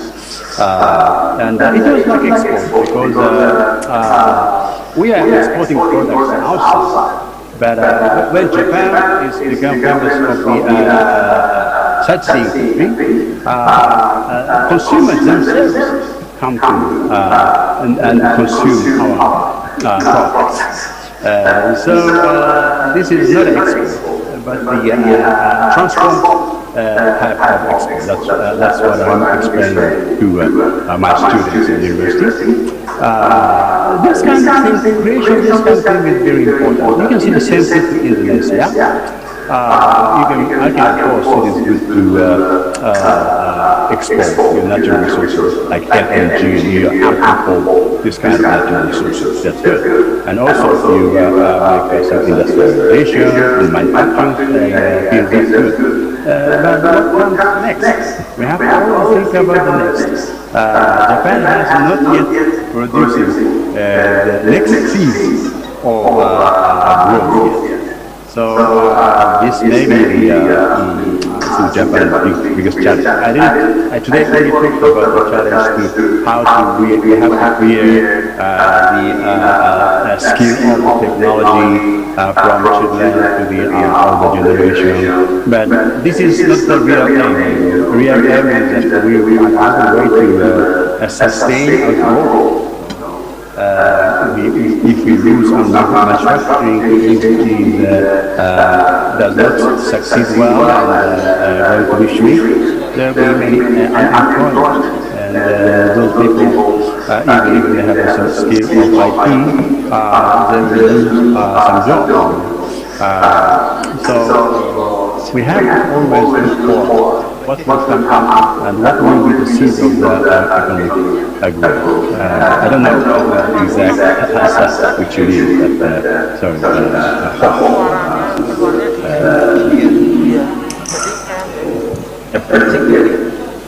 Okay. Okay, thank you for Prof. Nakanishi. And then we got very the last, this is the chance, one more chance? No? Okay. Yeah, thank you very much for Prof. Nakanishi that already joined us in this international conference and seminar. And we jump into the conclusions for this term. Okay, for plenary sessions. Thank you very much. And we got the insight and all the knowledge about the technology, especially in this second plenary session. We try to elaborate the technology for the big data, and then previously we got Dr. Rajemi also for the another aspect of the technology.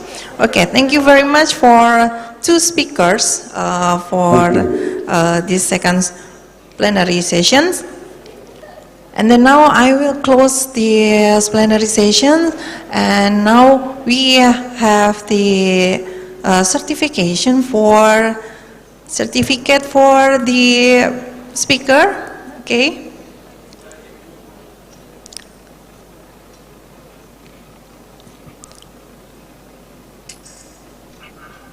Okay, the committee will help to the screen. Okay, I will invite the Dr. Rajemi. Is it still in the room? Thank you very much. Still waiting for this end of the second plenary session. Sure, no problem. Okay. Okay, the committee. Okay, thank you very much for Dr. Muhammad Farizal Rajimi that give the material. This is on behalf of the faculty. The certificate for the Dr. Rajimi. And then also for Prof. Nakanishi. Thank you. Oh, beautiful. Okay, for Prof. Nakanishi, thank you very much. We really appreciate, and then we're really happy to have two speakers here. Thank you very much. Big applause to the speaker. Okay, all the participants and the audience, we are now at the end of the plenary sessions. Thank you for all the support. Thank you very much for all the speakers, the 4 speakers, amazing speakers, and then the participants that still be here and then still in the Zoom room. We do hope that we can meet again in the International Conference of Sustainability Competitive Advantage in 2023. I'm Intan Safari. I'm apology to some mistake there. Thank you very much for Bank Indonesia, Representative Office of Purwokerto, and then the committee from Faculty of Economic and Business Universitas Jenderal Sudirman. See you again. Thank you very much. Wassalamualaikum warahmatullahi wabarakatuh. Assalamualaikum warahmatullahi.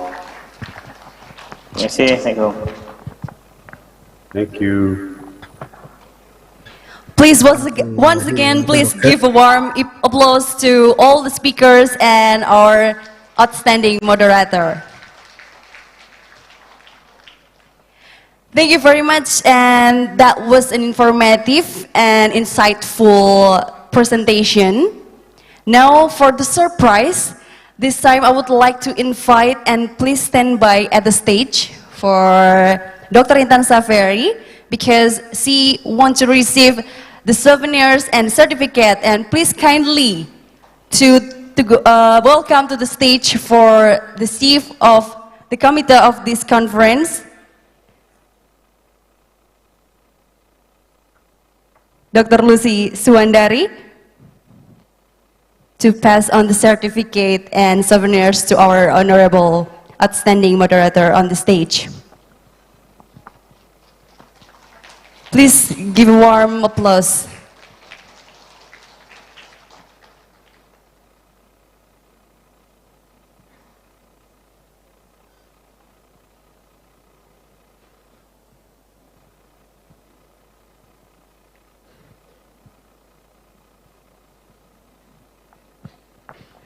All right, Excellencies, ladies and gentlemen, those are the agendas we have presented to you in this morning as we have finished our opening ceremony until this plenary session.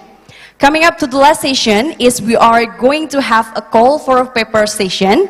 But first of all, let me remind all of you, for those who join this seminar, please kindly make sure to click the link that presenting on the screen out there, okay? And register your attendance, and then you can get your e-certificate. But please make sure you put your valid email because the committee will send the e-certificate to your email.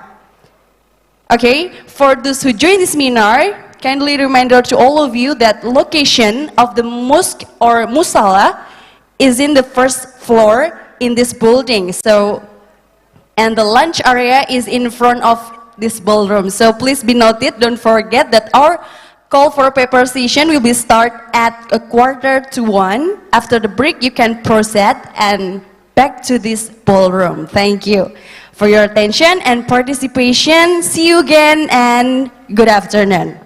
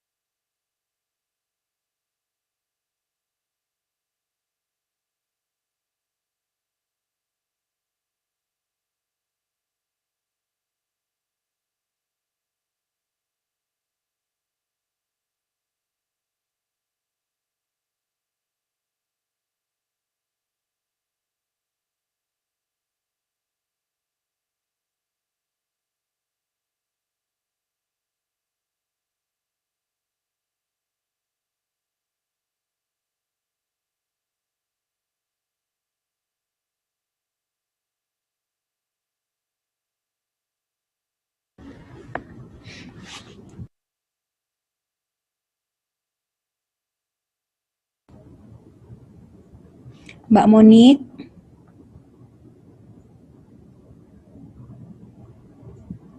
Halo. Ada orang nih.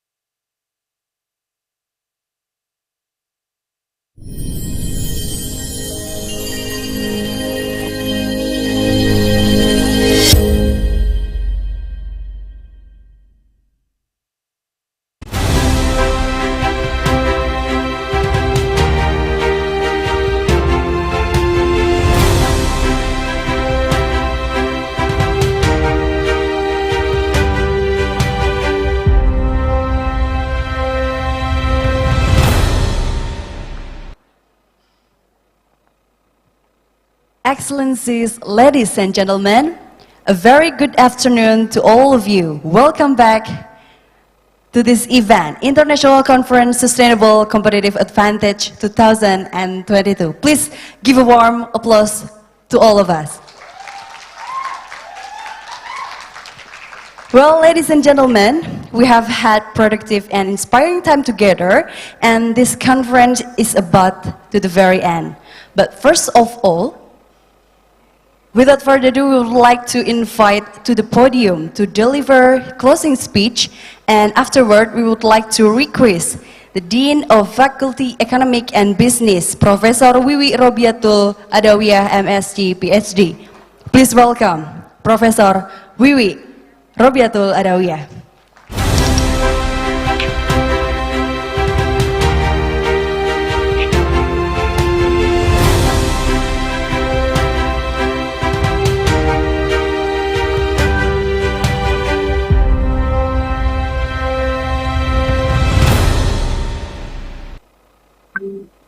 Okay.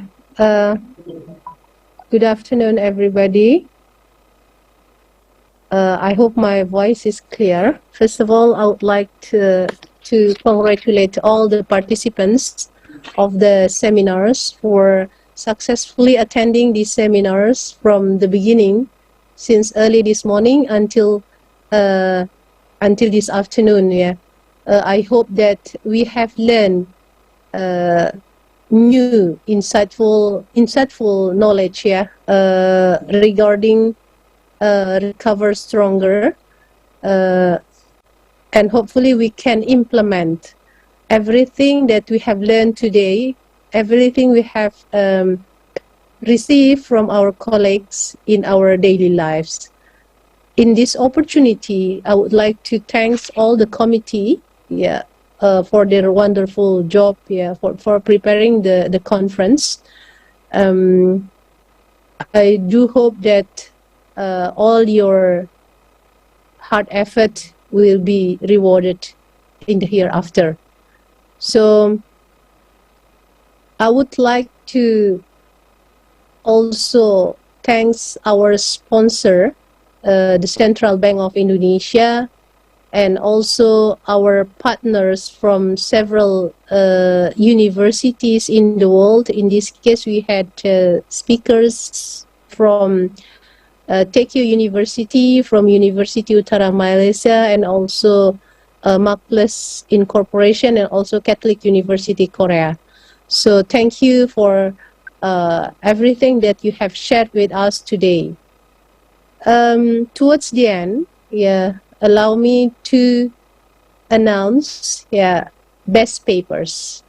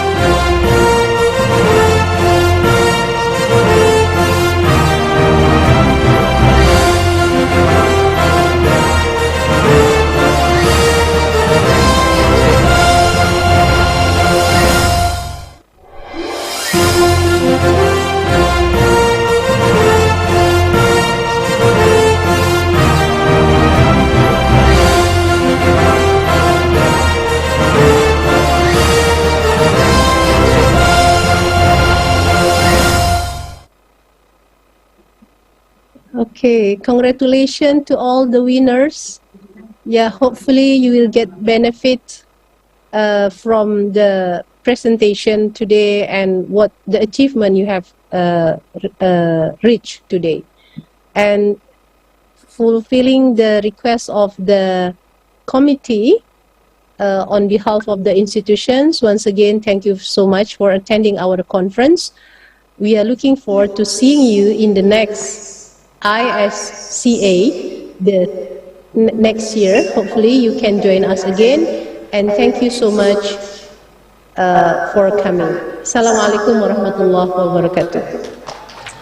Waalaikumsalam warahmatullahi wabarakatuh. Once again, give applause to all the winners for Call for Paper session. And this time, I would like to invite to the podium, and this invite is for the Chief of the Committee of ICACA 2022, Dr. Lucy Suwandari SAMSC, to give souvenirs and certificate to all the winners. And also, for all the winners that already announced by the committee, would you please to come to the stage to receive the souvenirs and certificate. Thank you.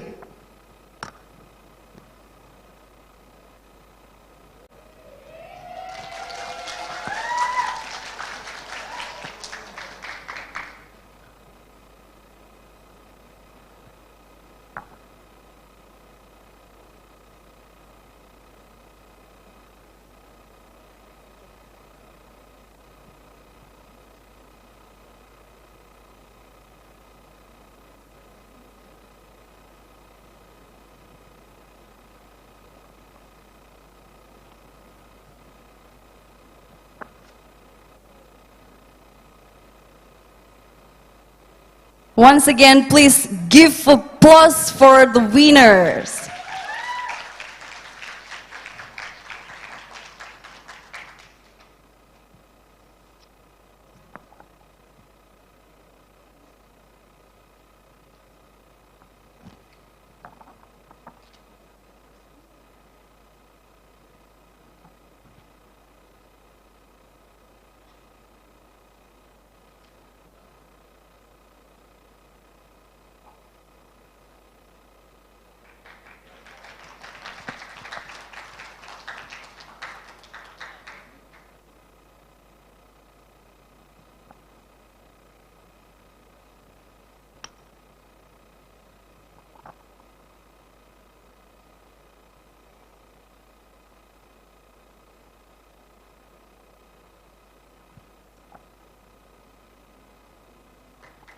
Once again, congratulate the winners for the prize. It will be contacted by the committee.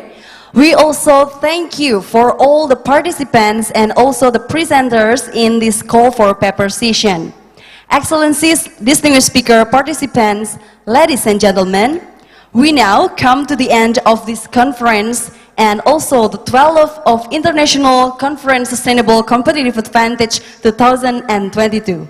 As a host and a committee, we'd like to extend once again our deepest appreciation to all of you for your support and participation. We wish you safe and healthy. See you again in the next ICACA 2023. Thank you very much and good afternoon.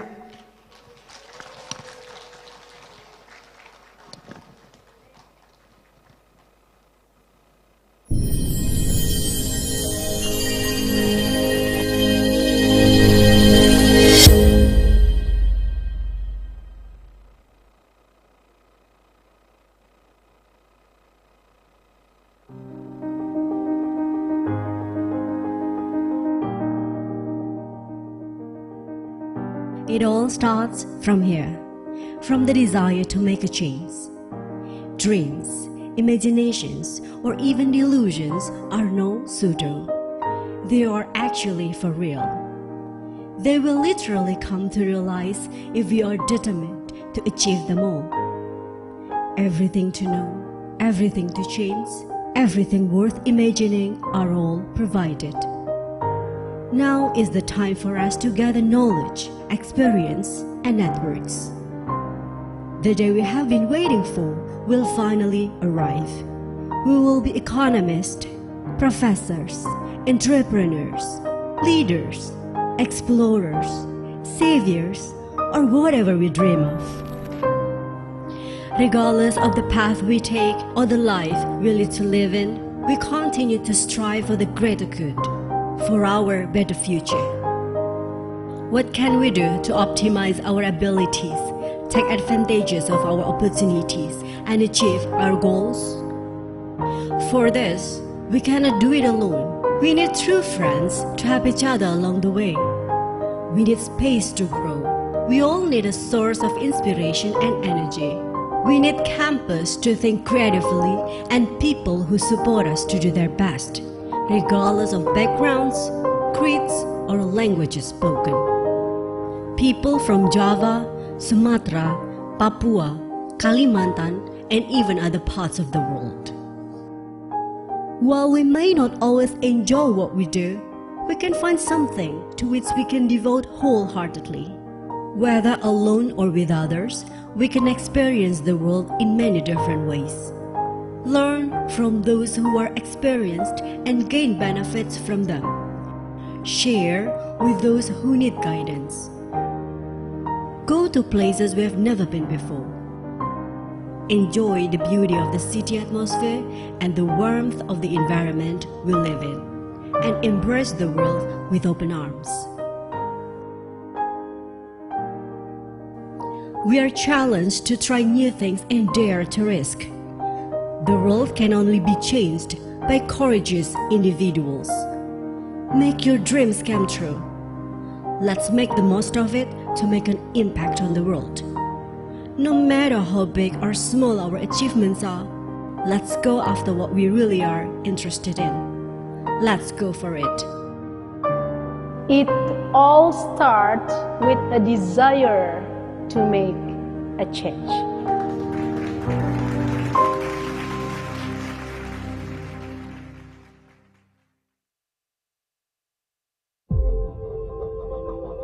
Sebuah mimpi tidak akan terwujud dengan begitu saja. Butuh kecerdasan, upaya, dan keberanian untuk menggapainya. Kekayaan alam yang melimpah serta keragaman budaya di Indonesia menantang kita untuk dapat memanfaatkan, menjaga, sekaligus melestarikannya.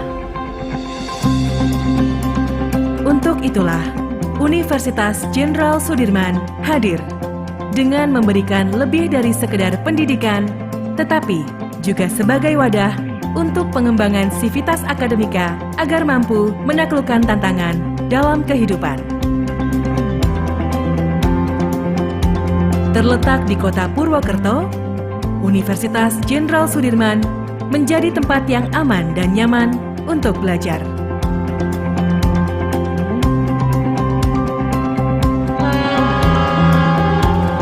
Aksesnya yang mudah membuat UNSUD menjadi tujuan pemuda dari berbagai penjuru dunia untuk meraih cita-cita.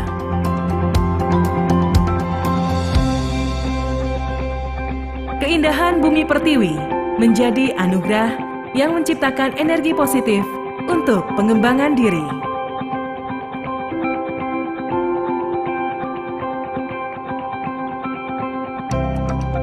Universitas Jenderal Sudirman memiliki komitmen menyelenggarakan pembelajaran berkualitas untuk menghasilkan lulusan yang berkarakter dan berdaya saing tinggi.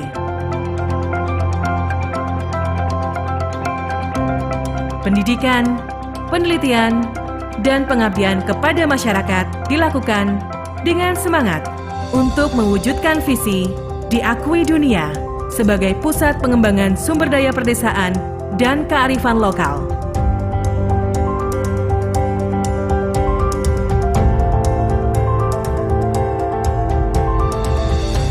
Kami percaya visi tersebut dapat diraih dengan kemitraan antara UNSUD dengan lembaga-lembaga yang memiliki harapan yang sama untuk menciptakan masa depan yang lebih baik. Didukung dengan sistem digital yang sudah terintegrasi, Universitas Jenderal Sudirman mampu memberikan pelayanan yang ramah dan cepat bagi seluruh sivitas akademika.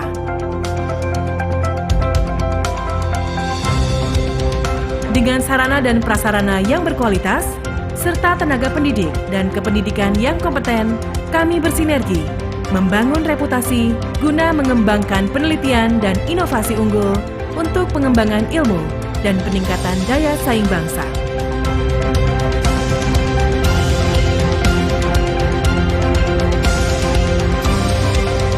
Berjuang untuk menciptakan pribadi-pribadi tangguh, pemimpin masa depan.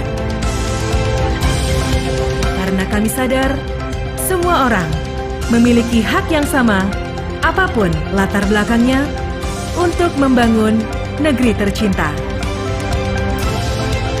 Dan inilah kami, Universitas Jenderal Sudirman.